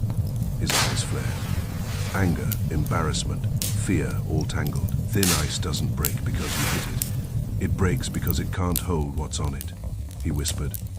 I was ordered. By who? I repeated. He closed his eyes for a second. When he opened them, they looked older. Lieutenant Dugan, he said. There it was, a name. Like a tooth finally pulled. I kept my face neutral. Lieutenant Dugan. Stebbins nodded, almost imperceptibly. He told me to meet a man and take a package. He said it was sensitive. He said it was internal. Property division, I asked. His eyes flicked up, startled. How do you know? Because the money in Wolfe's safe talks, I said. And because the ledger bites keep going. Stebbins's voice was low. Dugan said Kramer didn't need to know. He said it would complicate things. I leaned back. Complicate things for who? Stebbins's mouth opened, then shut. He looked away. That told me all I needed. Complicate things for Dugan. You met the courier in that hallway, I said. Dugan chose the place? Stebbins nodded. He gave me the address. He told me what time. He told me where to stand. Did he tell you the man would keep touching his collar? I asked. Stebbins blinked, confused. Number, did he tell you the man might be wired? I asked. Stebbins' face drained. Wired. You didn't know about the clip, I said. I didn't know, he burst out, too loud, and then he pulled himself back down, breathing hard. I swear to you, Goodwin, I didn't know about any microphone, any wire, any trap. I thought it was just an exchange. An exchange of what? I asked, though I knew he hesitated. Evidence, I nodded slowly. And you didn't think it was odd that evidence was being handed off in a hallway, like a stolen watch? Stebbins swallowed. He said it was a special case. Dugan said. I repeated. Stebbins nodded miserably. He's a lieutenant. He signs things. He knows. He knows how it works. That was the second tooth. Dugan wasn't just a name. He was a function, a man with a pen. I stood. Come on. Stebbins' eyes widened. Where? Into the office, I said. Wolfe will want to hear this, and you'll want to say it while your spine still remembers how. He stood on shaky legs and followed me out. Wolfe was seated behind his desk, Sol Panzer in the red leather chair, and Fritz hovering in the background with the expression of a man who wishes evil would at least wipe its feet. Kramer was there too, sitting stiffly, cigar unlit, his face set like a storm cloud. He looked at Stebbins as if he might arrest him on general principle. Wolfe's eyes went to Stebbins. Mr. Stebbins swallowed. Sir, Wolfe's voice was calm. Mr. Goodwin tells me you have decided to be helpful. Stebbins glanced at Kramer, then back to Wolfe. I was ordered to meet the courier by Lieutenant Dugan. Kramer's head snapped Dugan. Wolfe did not react. Continue. Stebbins spoke quickly now, like a man unloading a sack before someone can examine the stitching. He told Wolfe what he'd told me, Dugan's orders. The hallway, the time, the instruction not to tell Kramer. The claim it was internal and sensitive. Kramer's face darkened with each sentence. Wolfe's eyes were on Stebbins, but the force of his attention seemed to reach past him, toward the idea of Dugan. Lieutenant Dugan, Wolfe said thoughtfully. A man with authority and access. Kramer exploded. Dugan's clean. Wolfe raised an eyebrow. Clean men do not schedule clandestine meetings in hallways. Kramer's jaw worked. He's property division, liaison. He signs transfers. He coordinates. Wolfe nodded once. Yes, he controls who sees what. Kramer glared at him. That doesn't make him dirty. It makes him dangerous, Wolfe said calmly. If he is corrupt and useful to someone else, if he is merely foolish. Kramer leaned forward, voice hard. You're accusing a lieutenant. Number, I am examining a set of facts. Mr. Stebbins was instructed by Lieutenant Dugan to receive a package from a courier. The package is a ledger that documents evidence marked disposed, but apparently sold. The money delivered to my office matches serials linked to a flagged evidence, vault withdrawal, and the ledger contains an entry planning tonite, drop at Wolfe, doorstep. He paused, and his voice sharpened slightly. That is not coincidence. Stebbins blurted, I didn't know about the clip. I didn't know about the blood. I didn't know about any frame job. Wolfe's eyes narrowed. Frame job. Stebbins froze. He hadn't meant to say it like that. Kramer's eyes narrowed too. What frame job? Stebbins swallowed. I mean, someone is trying to make it look like police, like us. Did it? The cloth on the rail, the money, the Wolfe's voice, cut in quiet and precise. Mr. Stebbins, you have been used. Stebbins's face crumpled slightly. I didn't mean, Wolfe's eyes held him. You were used as a bell, rung to summon a dead man to my door. The words landed with a cold finality. Even Kramer didn't interrupt. Stebbins looked as if he might sit down on the floor. I didn't. Wolfe lifted a hand. I do not believe you intended harm. I believe you were chosen because you are obedient. Stebbins flinched at that, because the truth hurts more when it's spoken politely, Wolfe continued. Lieutenant Dugan ordered you. Dugan also has access to evidence transfers and records. He can dispose of items on paper and ensure they are available elsewhere. He can also direct a man such as you to perform an off-book exchange, thereby placing your fingerprints, figuratively, if not literally, on the ledger. Kramer's face went rigid. You're saying Dugan set Stebbins up? I am saying Dugan is the hinge, Wolfe replied. Whether he is the door or merely the pin remains to be discovered. Saul spoke, quiet as always. Dugan has a black car. Kramer snapped. He has a department vehicle sometimes. Wolfe's eyes narrowed. And a man with broad shoulders and gloves could easily be attached to him. A driver, an aide, a friend, or a man he hires. Kramer's voice was low now. Dugan doesn't hire thugs. Wolfe's gaze remained steady. Then someone hires thugs through him. Kramer stood abruptly, chair scraping. I'm going to bring him in. Wolfe's voice turned icy. Number Kramer froze. No. Wolfe leaned back slightly. If you bring him in crudely, he will retreat behind procedure and solidarity. He will claim innocence, and your department will circle him like a school of fish. The ledger will vanish again, and the courier will remain leashed. Kramer glared.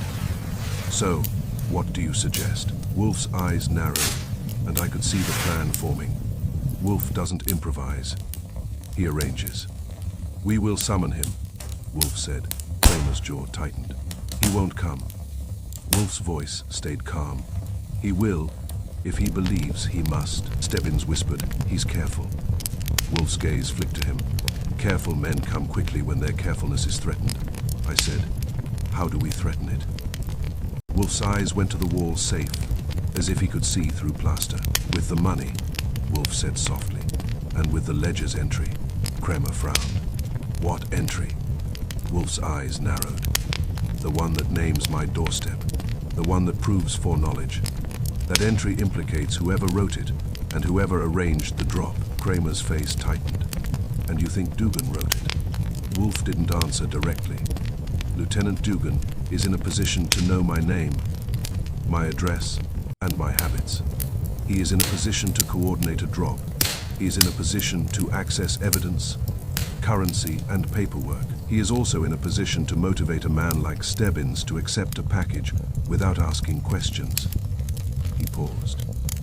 If Dugan did not write it, he knows who did. Kramer's voice was strained. You're asking me to let you bait a lieutenant. Wolfe's gaze held him. I am asking you to allow me to do what you have failed to do. Use reason to compel truth. Kramer stared at Wolfe for a long moment. Then his shoulders dropped a fraction. Not surrender, but concession. "What's the bait?" he asked.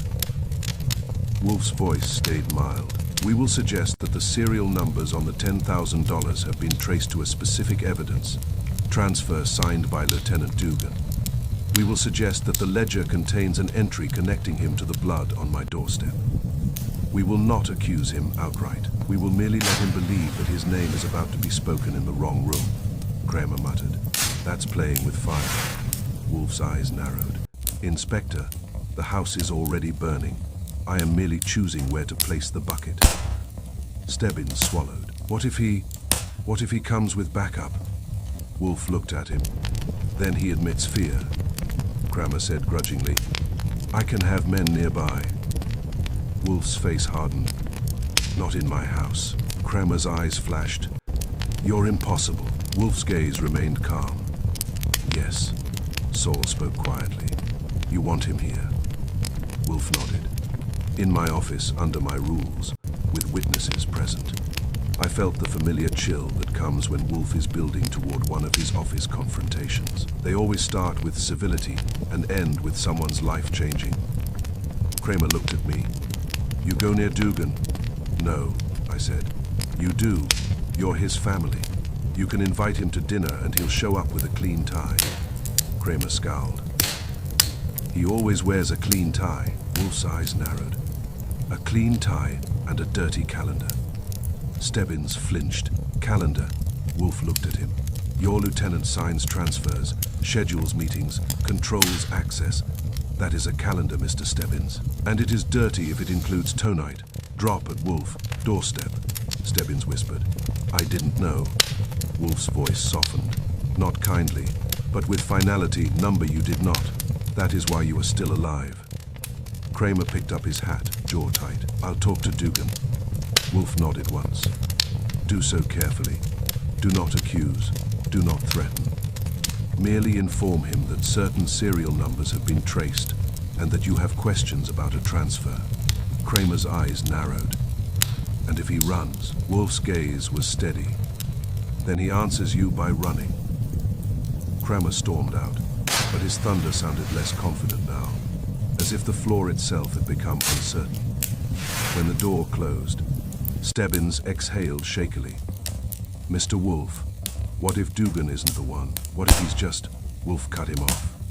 "Then he is still responsible." Stebbins looked confused. Wolfe's voice was calm. "A man with access who is careless is as dangerous as a man with access who is corrupt. The difference is only in motive," I said. "And the courier." Wolfe's eyes narrowed. "We will find him when we tighten the leash's other end." He looked at the ledger on the desk, then at me. "Archie," Wolfe said. "Tonight, someone planned to put blood on my step. That plan required a bleeding man, a courier, a handler, and a lieutenant's pen." He leaned back, and his eyes hardened. "Now we will require the planner." Stebbins swallowed. "What do I do?" Wolfe regarded him. "You will remain here. You will say nothing to anyone without my permission. And you will prepare yourself to testify, because you will be asked to speak truths that will make men in clean ties uncomfortable." Stebbins nodded miserably. I watched Wolfe for a moment. He was very still, but the stillness felt like tension wound tight around a spring. "Wolfe," I said quietly, "you really think Dugan will come here?" Wolfe's mouth tightened in a thin smile. "Yes, Archie." "Why?" Wolfe's eyes held mine. "Because men who control paperwork believe paperwork controls reality. When reality begins to contradict their forms, they come to correct it." He glanced toward the wall safe again, where $10,000 sat like a trap, baited with official dirt. "And because," Wolfe added softly, "the money will talk back." Outside, New York kept walking and lying and hurrying. Inside, Wolfe had just named the man behind Kramer's man. And in my head, one line kept repeating like a scheduled alarm tonight. "Drop at Wolfe. Doorstep." Only now it didn't sound like prophecy. It sounded like an appointment. Chapter 9. Wolfe sets the trap in plain sight. Nero Wolfe does not set traps in alleys. He sets them in his office, with a chair for every witness and a rule for every breath. If you are foolish enough to walk into one, you deserve whatever happens to your dignity. He called it clearing the air, which in Wolfe's mouth is like calling a boxing match, adjusting opinions. By late afternoon, the invitations had gone out. Wolfe invited Inspector Kramer because it was necessary. He invited Pearlie Stebbins because it was useful, and he invited Lieutenant Dugan because it was inevitable. Kramer arrived first, of course, with a storm in his face and a cigar in his hand that he never lit. As if he had decided fire was too mild an expression of his mood. He glared around the office like the furniture had conspired against him. Wolfe sat behind his desk, perfectly composed. "Inspector," Kramer grunted. "Where's Dugan?" Wolfe's eyes narrowed. "Punctuality is not among your virtues, Inspector.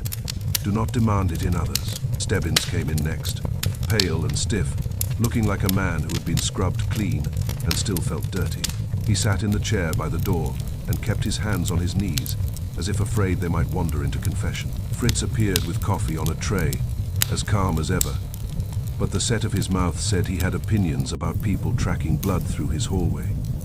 Wolfe accepted his cup without thanks, because Wolfe assumes gratitude is implied by allowing a man to live in his house. Then Lieutenant Dugan arrived. He entered the office with a smoothness that made me dislike him before he spoke. He was the kind of cop who looked as if he belonged in a newspaper advertisement. Clean tie, clean shoes, clean hands. His hair was neat. His smile was measured. His eyes were careful. If you didn't know better, you might have believed he had never lied. "Mr. Wolfe," he said, cordial. "Inspector Goodwin." He nodded to Stebbins as if Stebbins were a useful piece of furniture. Kramer's voice came out rough. "Sit down, Dugan." Dugan did. He chose the red leather chair opposite Wolfe's desk. The same chair that had swallowed $10,000 and refused to spit it out.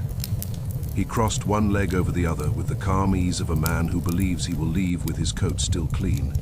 Wolfe regarded him. "Lieutenant Dugan." Dugan's smile tightened. "You asked to see me." Inspector Kramer said it was urgent. "It is," Wolfe said. "I prefer to be consulted before my doorstep becomes part of a police matter." Dugan's eyes flicked for an instant toward the hall, as if he could see the stones step through walls. Then he returned his gaze to Wolfe. "I'm sorry about the disturbance at your house." "Disturbance?" Wolfe repeated softly.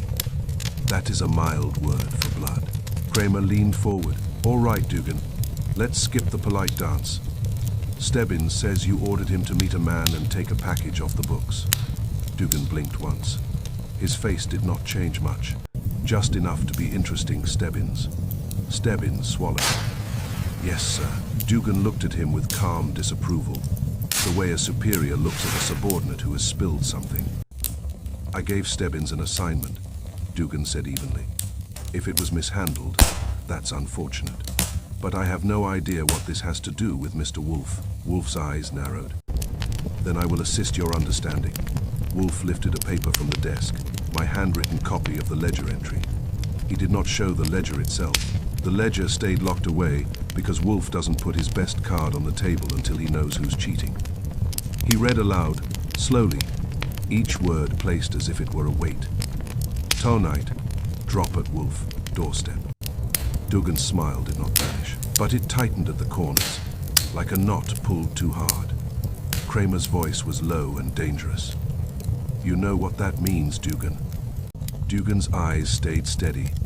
"It could mean anything. It could be a joke." Dugan spread his hands. "Mr. Wolfe, with respect, Anion could write words on paper. Anyone could claim they came from a ledger. I don't know what you're implying." Wolfe's gaze was steady. "I am implying nothing. I am observing. A ledger exists that records items marked, disposed, and a schedule that includes my doorstep. Money exists. $10,000, whose serial numbers indicated came from a police evidence vault. Withdrawal flagged weeks ago. A courier exists who repeatedly touches his collar as if it conceals a device. That courier delivered a package to Mr. Stebbins at your instruction. And then, inexplicably, blood appeared at my house at 3:30 in the morning." Wolfe paused. "Inexplicable," he continued. "Unless the person managing these events wished to involve me, distract the police, and conceal the movement of that ledger and the associated money. Dugan leaned back a fraction. His face stayed polite.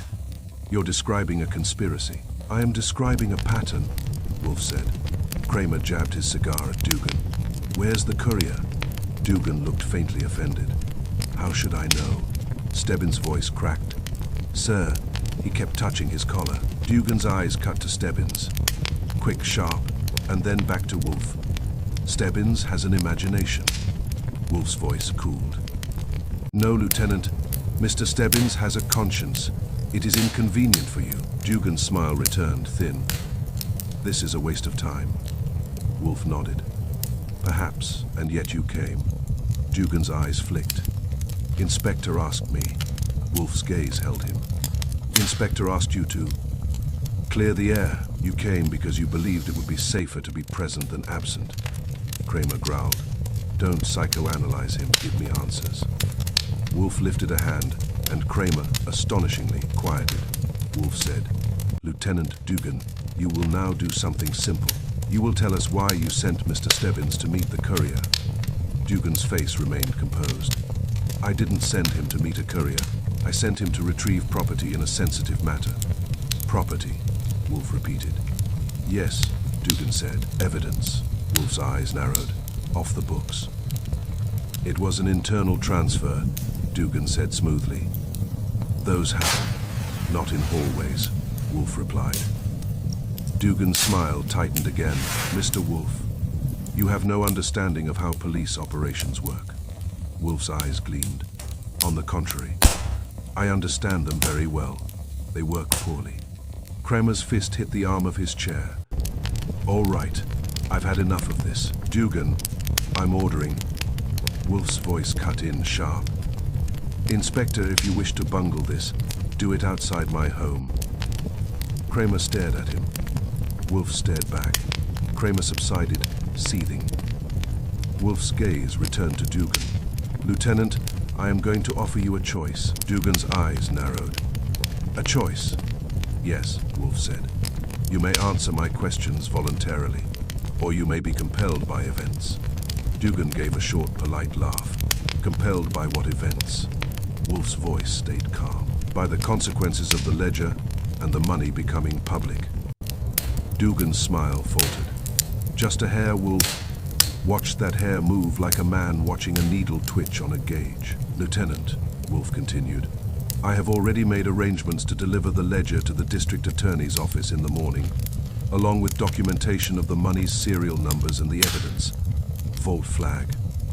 Kramer's head snapped toward Wolfe. You did what? Wolfe did not look at him. I made arrangements, Wolfe repeated. I prefer to keep my house free of blood. Delivering the ledger to the proper authorities may help. Dugan's eyes had gone very still. You're bluffing. Wolfe smiled faintly. Perhaps. Dugan's fingers moved once on the arm of the chair small, unconscious, then stopped. I noticed. Wolfe noticed. Wolfe said, We are finished for now. Inspector, Mr. Stebbins, Lieutenant Dugan, you may go. Kramer exploded. Go, that's it. Wolfe's eyes narrowed. Yes. Dugan rose smoothly. Mr. Wolfe, he said, polite, if you intend to hand a ledger to the district attorney, I suggest you consult counsel. You could be in possession of stolen police property. Wolfe regarded him. Lieutenant, you have just displayed concern for police property. That is touching. Dugan's smile tightened. Good night. He left. Kramer stared at Wolfe. You let him walk out. Wolfe's voice was calm. Yes. You think he's going to run? Kramer snapped. Wolfe lifted his cup, sipped. He is not going to run. He is going to return. Kramer's eyes narrowed. Return where? Wolfe's gaze went to me, Archie. That was my cue. Wolfe set the trap. The way a man sets a table. Everything placed where it belonged. Nothing hidden except the intent. He had me write a note in a hand that was not mine. Wolfe dictated the phrasing, short, practical, and laced with exactly the kind of greed that makes a corrupt man forget caution. It read, Handoff tonight, 11:30, Brownstone Step. Bring the rest of the stash ledger for cash. No police, no noise. Wolfe made me copy it twice until it looked natural, not careful. Then he had me fold it and smudge it slightly as if it had been handled by anxious fingers. "Who's going to see that?" I asked. Wolfe's eyes narrowed. "The person who cannot resist believing it," Kramer had argued. He wanted squads and sirens and men in hats hiding behind trees. Wolfe had refused every suggestion with the calm finality of a closed door. "This is my house," Wolfe had said. "I will not have your men crawling about it like beetles." Kramer had threatened. Wolfe had ignored him. In the end, Kramer had agreed to keep 2 men in a car round the corner, out of sight, out of Wolfe's wrath. That was as close to compromise as Wolfe ever gets. At 10:30, I put the note where it would be found, tucked under the iron rail where the cloth had snagged, pinned lightly so it looked as if someone had shoved it there in haste and fled. Then I came inside and waited. Wolfe waited in his office with the blinds partly drawn, lights low, his chair turned slightly so he could see the hall and the front door. He looked as serene as a man reading a menu. Saul Panzer was in the background, quiet and steady. Stebbins sat stiffly in the corner chair, sweating in silence. Fritz, outraged by the idea of anyone creeping on his front step again, had insisted on staying awake. He hovered in the kitchen doorway with a towel in his hands, like a man prepared to defend the house with linen. "Mr. Archie," he murmured once. "If there is trouble, there's always trouble," I told him. "The trick is making it punctual." At 11:20, 5 the brownstones settled into that particular hush. It gets at night.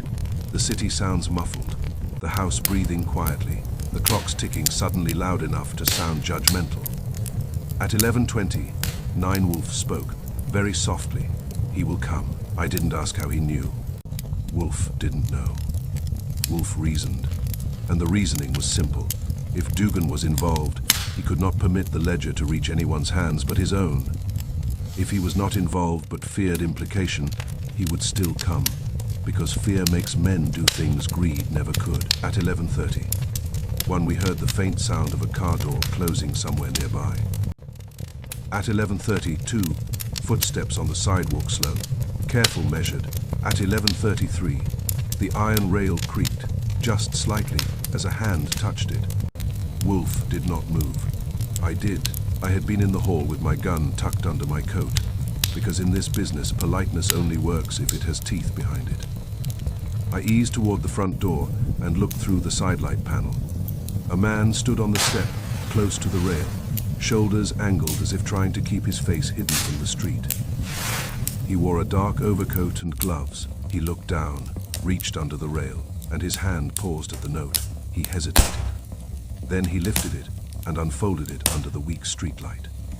Even from inside, I could see the change in his posture, a stiffening, a tightening, the quick pulse of certainty, like a man seeing his own handwriting in someone else's pocket. I recognized the clean tie under the coat collar. Lieutenant Dugan had come back. The door handle turned. That was the moment Wolfe had predicted, the moment a man expects a door to open because he believes he owns what's behind it. I opened the door first. Dugan froze. His eyes snapped up, and in that instant, the polite mask cracked just enough to show what was underneath, calculation and annoyance. My gun came out and pointed at his chest. "Evening, Lieutenant," I said, looking for a note, or looking for the rest of the stash. His gaze flicked to the gun, then to my face, then past me into the hall. "You," he said softly. "Me," I agreed. "Wolfe sends his regards." Behind me, Wolfe's voice floated down the hall from the office, calm and heavy as a verdict. "Lieutenant, you came for what you feared." Dugan's eyes narrowed. "This is unlawful." "Sure," I said, "and so is stealing from an evidence vault and scheduling blood on my boss's doorstep. We're all busy." Dugan's jaw tightened. "Put that gun away." "Not tonight," I said. "Tonight has a history," Wolfe called. Still calm, "Archie, bring him in." Dugan hesitated. The street behind him was empty.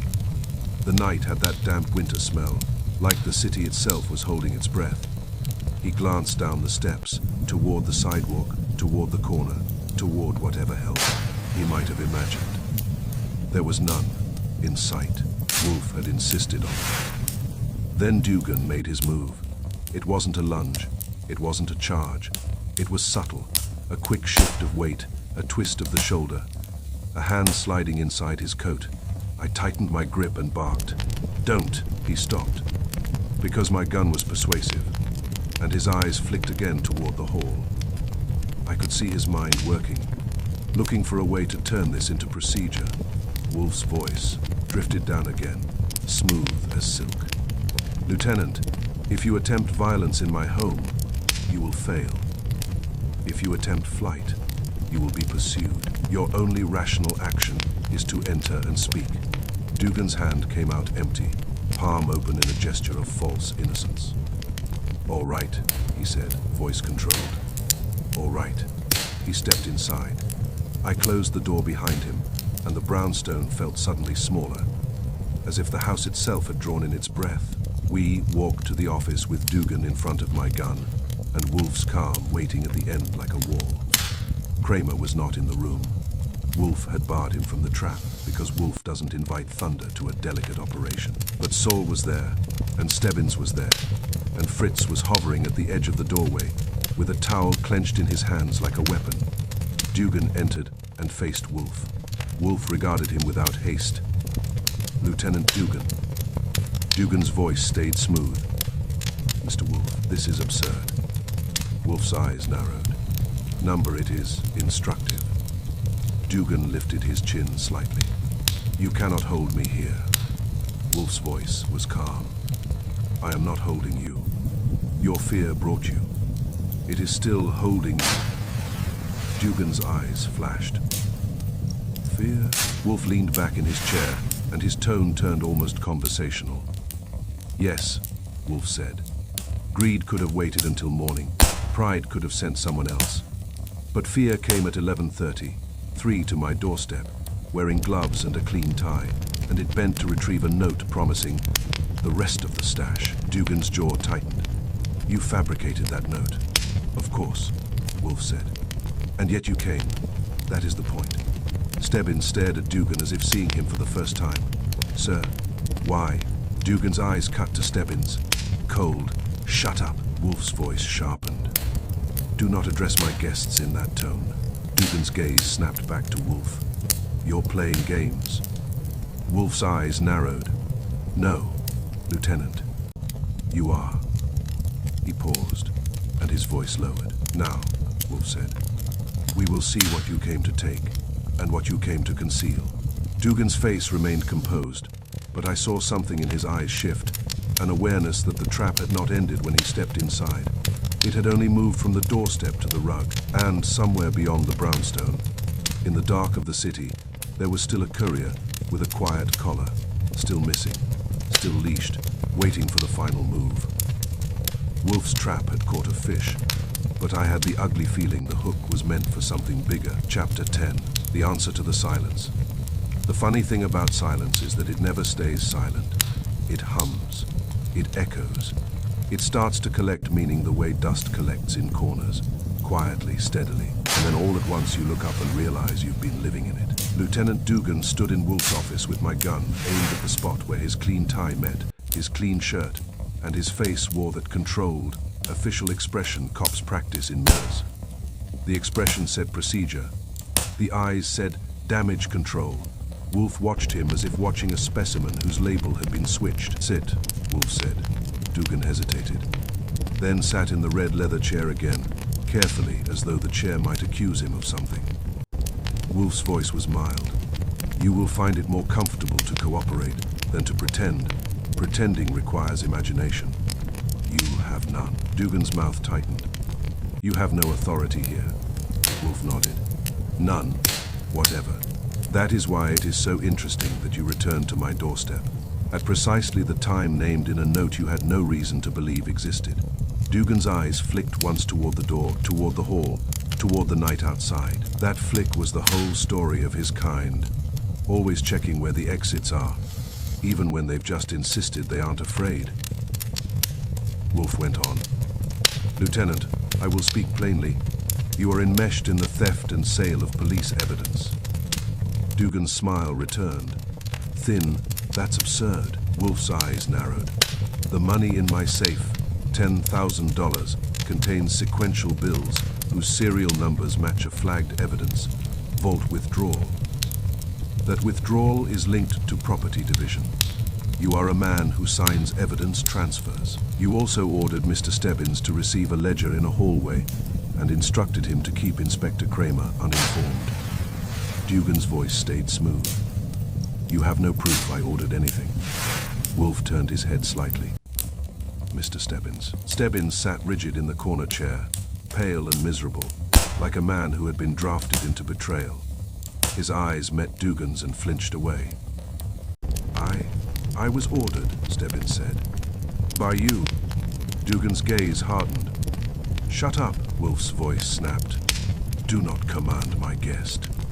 Dugan's jaw clenched. He looked at me, at Sol Panzer standing quiet near the bookshelf, at Fritz hovering in the doorway, with a towel clenched in his hands, as if he could strangle the entire situation back into cleanliness. You're staging this, Dugan said. It's a trick. Wolfe nodded. Yes, traps are, by definition, tricks. The question is, why did you fall into it? Dugan's eyes narrowed. Because you threatened to turn over something that doesn't exist. Wolfe's tone stayed mild. Ah, but you did not come to argue philosophy.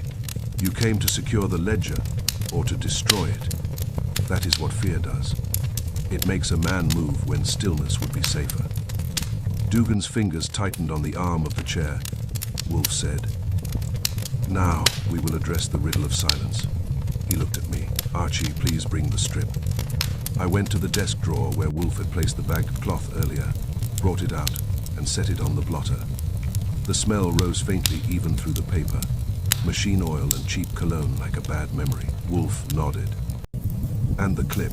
I produced the tiny wire clip I'd kept on a matchbook cover, because in New York you learn to protect small facts from large men.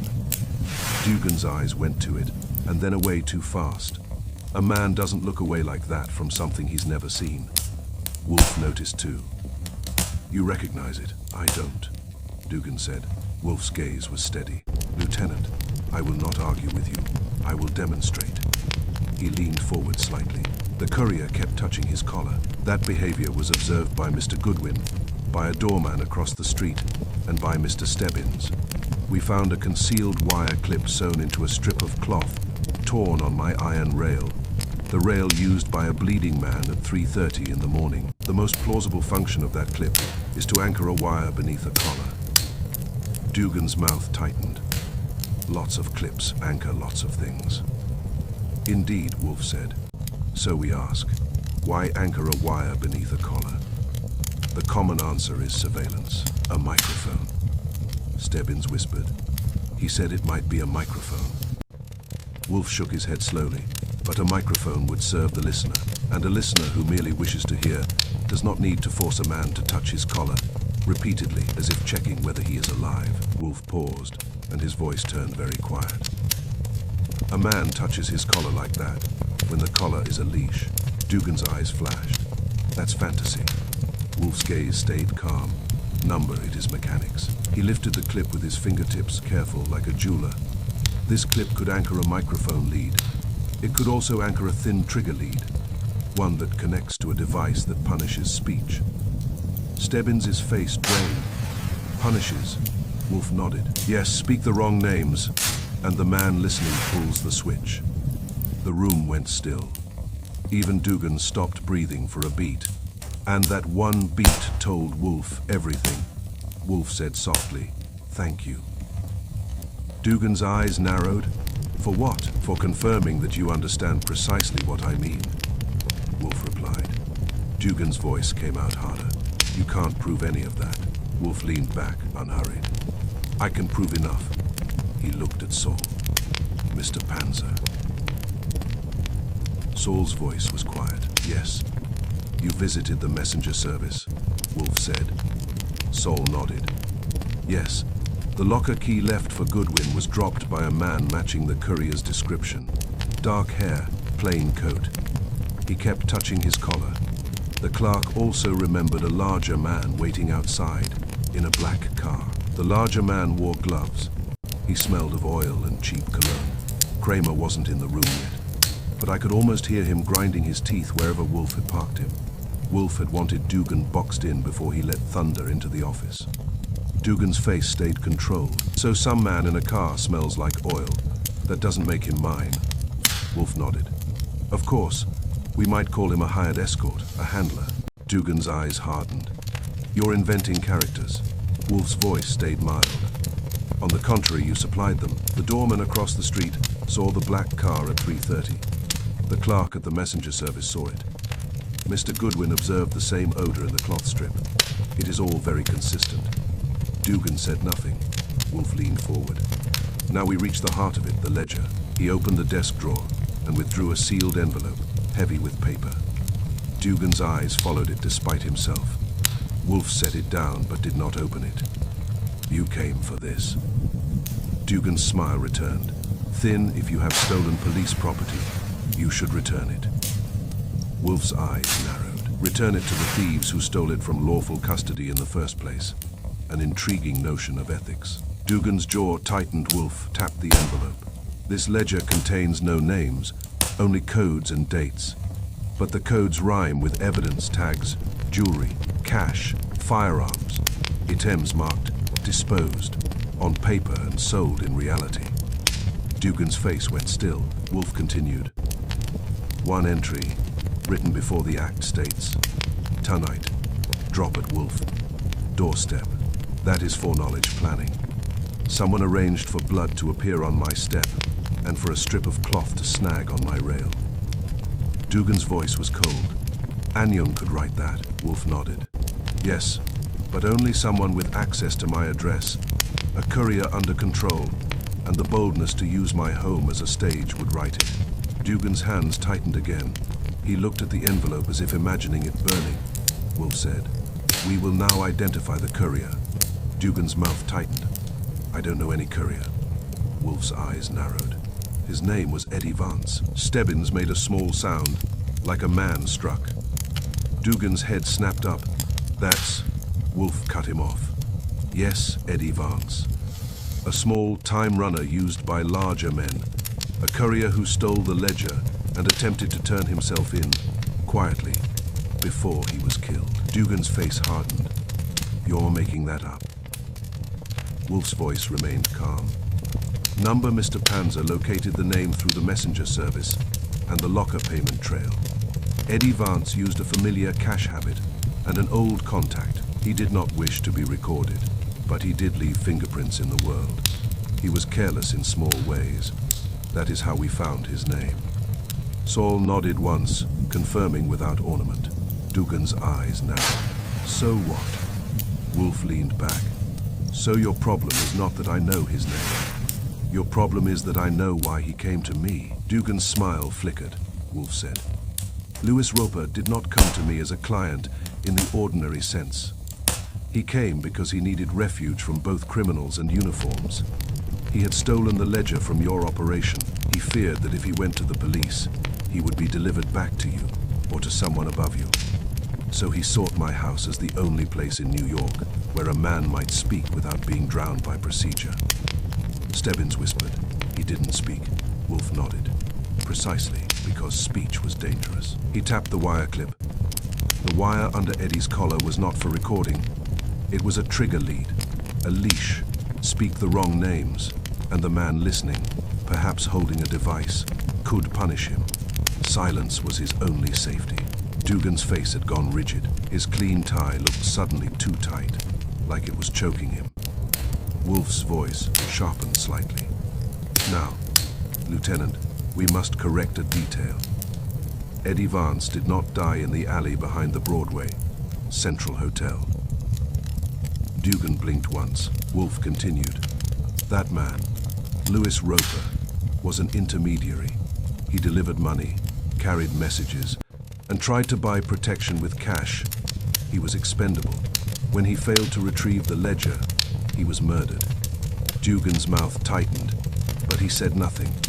Wolfe looked at me. Archie, tell Lieutenant Dugan what we learned about the money, I said. The $10,000 Roper left in Wolfe's chair matches a flagged evidence vault withdrawal. That money is stolen from a police evidence vault. It wasn't clean. It was officially dirty. Dugan's eyes flicked to me, cold. You can't prove I touched it. Wolfe nodded. Number, but we can prove you signed transfers. We can prove you had access. We can prove you ordered Mr. Stebbins to meet Eddie Vance. We can prove the ledger contains a planned drop at Wolfe doorstep. And we can prove you returned to my doorstep tonight because you feared that ledger reaching daylight. Dugan's voice came out strained now. You're trying to railroad me. Wolfe's eyes narrowed. On the contrary, I am providing you a chance to spare yourself additional charges. If you cooperate, you may avoid, how do you phrase it, certain unpleasant formalities. Dugan laughed, short and bitter. You think you can bargain? Wolfe's voice was quiet.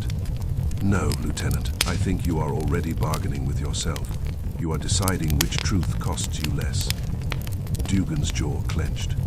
His eyes flicked again toward the envelope, toward the hall, toward the door. Wolfe said, Lieutenant, Eddie Vance came to Mr. Stebbins to trade truth for safety. That was your mistake. You used Mr. Stebbins as an unwitting bell, rung to summon Eddie into reach. Stebbins flinched as if struck, Wolfe continued. Eddie met Stebbins in that hallway because he believed Stebbins was an honest conduit. Eddie intended to hand over the ledger and bargain for protection, but you intercepted him. Dugan's face went blank. It was the blankness of a man watching a wall close in. Wolfe's voice remained calm.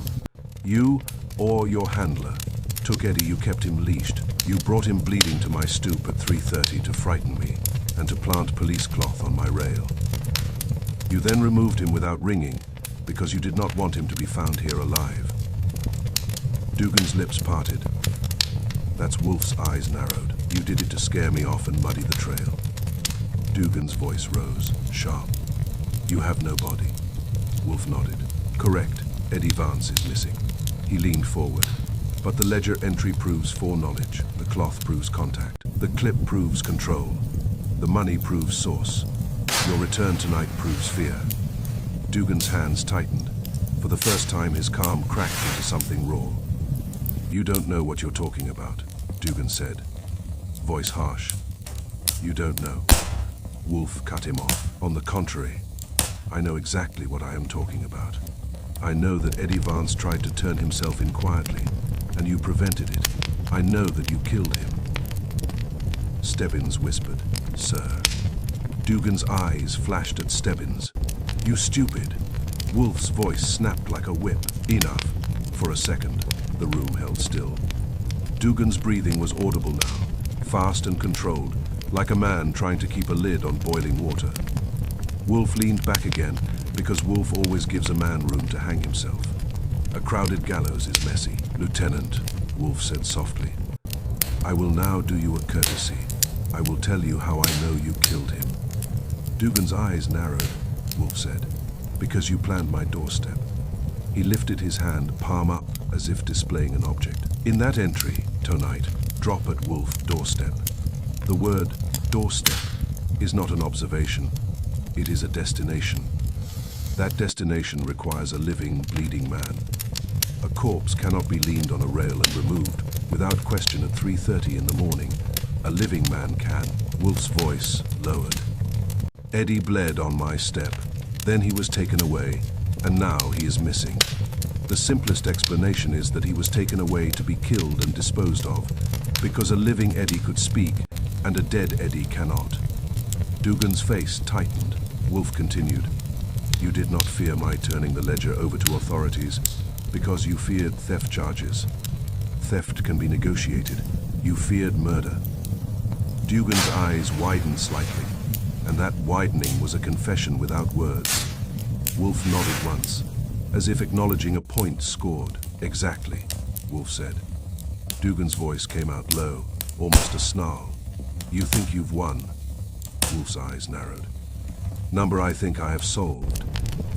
Dugan's shoulders sagged a fraction, just enough to reveal exhaustion under the polish. When he spoke again, his words came in pieces, as if each piece cost him. he said. All right. Stebbins made a choking sound. Dugan stared at the floor, then up at Wolfe. Eddie Vance was a courier. He was supposed to move things. Quietly, he wasn't supposed to take anything. Wolfe's face did not change. He stole the ledger. Dugan nodded once, tight. He got scared. He thought he could trade it, he thought. He thought if he turned it in, he'd be safe. Wolfe's voice stayed calm. So, you leashed him. Dugan swallowed. It wasn't for recording. Wolfe held up the clip slightly. A trigger lead. Dugan's face tightened. Yes. The room felt cold. Dugan continued, voice flat. You don't know what it's like inside the department. You don't know what gets asked and what gets buried. Eddie had names, he didn't know which names were safe to say. Wolfe's eyes narrowed. So you made sure, he said none. Dugan's jaw clenched. He was supposed to hand the ledger back. He was supposed to get paid and disappear. Stebbins whispered, and Lewis Roper. Dugan looked up sharply. Roper was. Noise. He went to Wolfe. He wasn't supposed to. Wolfe's voice was quiet. So he died. Dugan's eyes flicked away. He didn't deny it. And Eddie? I asked. Because even with a confession in the room, the missing man still had weight. Dugan's mouth tightened. Eddie tried to meet Stebbins. He thought Stebbins would protect him. Stebbins' face crumpled. I would have. Dugan's eyes flashed. You wouldn't have known what to do. You'd have taken him to Kramer, and he'd have. He stopped, swallowed, and finished bitterly. And then the wrong people would have heard. Wolfe's voice sharpened. So you intercepted him? Dugan nodded once. Stiff. He fought, he got cut. On the rail, he begged. He wouldn't stop touching his collar. He kept saying he couldn't talk. Wolfe's eyes narrowed. And you brought him to Wolfe's stoop. Dugan's mouth tightened. To scare you, to make you back off, to make it look like police mess. Wolfe's voice was cold. And then you killed him. Dugan's face went blank again. Yes, the word sat there like an object. Nobody wanted to pick up. Wolfe leaned back and closed his eyes for a moment, as if sealing the logic into place. Then he opened them and said, very quietly, Archie, I knew what that meant. I went to the phone and called Inspector Kramer, who had been waiting in a car around the corner because Wolfe had insisted. The law remained off stage until the script demanded it. I didn't need to say much. Come in, I told him. Bring handcuffs. Kramer arrived 2 minutes later like a thunderclap finally allowed inside. He burst into the office, saw Dugan, saw the set of Wolfe's face, and then saw the truth in the room like smoke. Dugan stood slowly, the clean tie suddenly looking like a joke. Kramer's voice came out thick. Dugan didn't resist. He didn't plead. He just looked tired. Kramer's hands were steady as he cuffed him, but his eyes were not kind. You used my man, Kramer said to Dugan, jerking his head at Stebbins. You used my department. Dugan's mouth tightened. You didn't see what I saw, Kramer snapped. Save it for court. Stebbins sat as if carved into his chair, staring at his knees. A man can carry a badge for years and still not be ready for the day it weighs something. Kramer turned to Wolfe. Where's Eddie Vance's body? Wolfe's eyes narrowed. That, Inspector, is a practical matter. Lieutenant Dugan will tell you. Dugan's jaw clenched, he said nothing. Kramer's face hardened. He will. Then Kramer looked at Wolfe as if still angry enough to be alive. You set this up. Wolfe's voice was calm. Yes. Kramer's nostrils flared. You could have gotten killed. Wolfe blinked slowly. Inspector, that is always true. The difference is that tonight I arranged who would do the attempting. Kramer made a sound that might have been a laugh if it had not been so bitter. He hauled Dugan toward the door. As they left, Fritz stepped aside, still clutching his towel, as if it were a symbol of domestic civilization. When the door shut, the house exhaled. Stebbins whispered, Mr. Wolfe, I didn't know. Wolfe regarded him. Number you did not. That is why you were chosen. Stebbins' eyes shone. Will they? Will they say I? Wolfe cut him off gently, which for Wolfe is about as close to kindness as he gets. They will say many things. Some will be true, some will not. If you wish to improve your life, Mr. Stebbins, cultivate the habit of asking questions. Stebbins nodded miserably. Saul cleared his throat softly. And the money. Wolfe's eyes narrowed. It will go where it belongs, as evidence. Properly. I leaned back in my chair and let the last line of the ledger settle in my head again. Tonight drop at Wolfe. Doorstep. Only now it felt less like a threat and more like a solved equation. Wolfe looked at the wire clip one last time, then placed it carefully on the blotter, as if it were a dead insect. He leaned back, and his voice was calm, final, and oddly clean. He paid in silence because sound was a snare, Wolfe said. And the killer counted on fear to keep us mute. I stared at the empty doorway where Kramer and Dugan had gone. Outside, New York kept its old rhythm. Taxis, footsteps, distant horns, pretending it hadn't just watched a man's life collapse under the weight of a few neat codes and a planned smear of blood. Inside, Wolfe sat in his chair like a man closing a book with a lock, satisfied not because the world was good, but because, for one evening, it had been made coherent. Fritz appeared at the doorway again, cautious. "Mr. Wolfe," he said softly. "Shall I, now, bring the mop?" Wolfe's mouth tightened, and for the first time all night his eyes looked almost human with weariness. "Yes," Wolfe said. "Now, Fritz, you may restore my doorstep to silence. And if you think that sounds like victory, you've never watched a city swallow a dead man's name and keep walking, but it was something. It was the answer. And in Nero Wolfe's house, an answer is the only kind of peace you ever really get.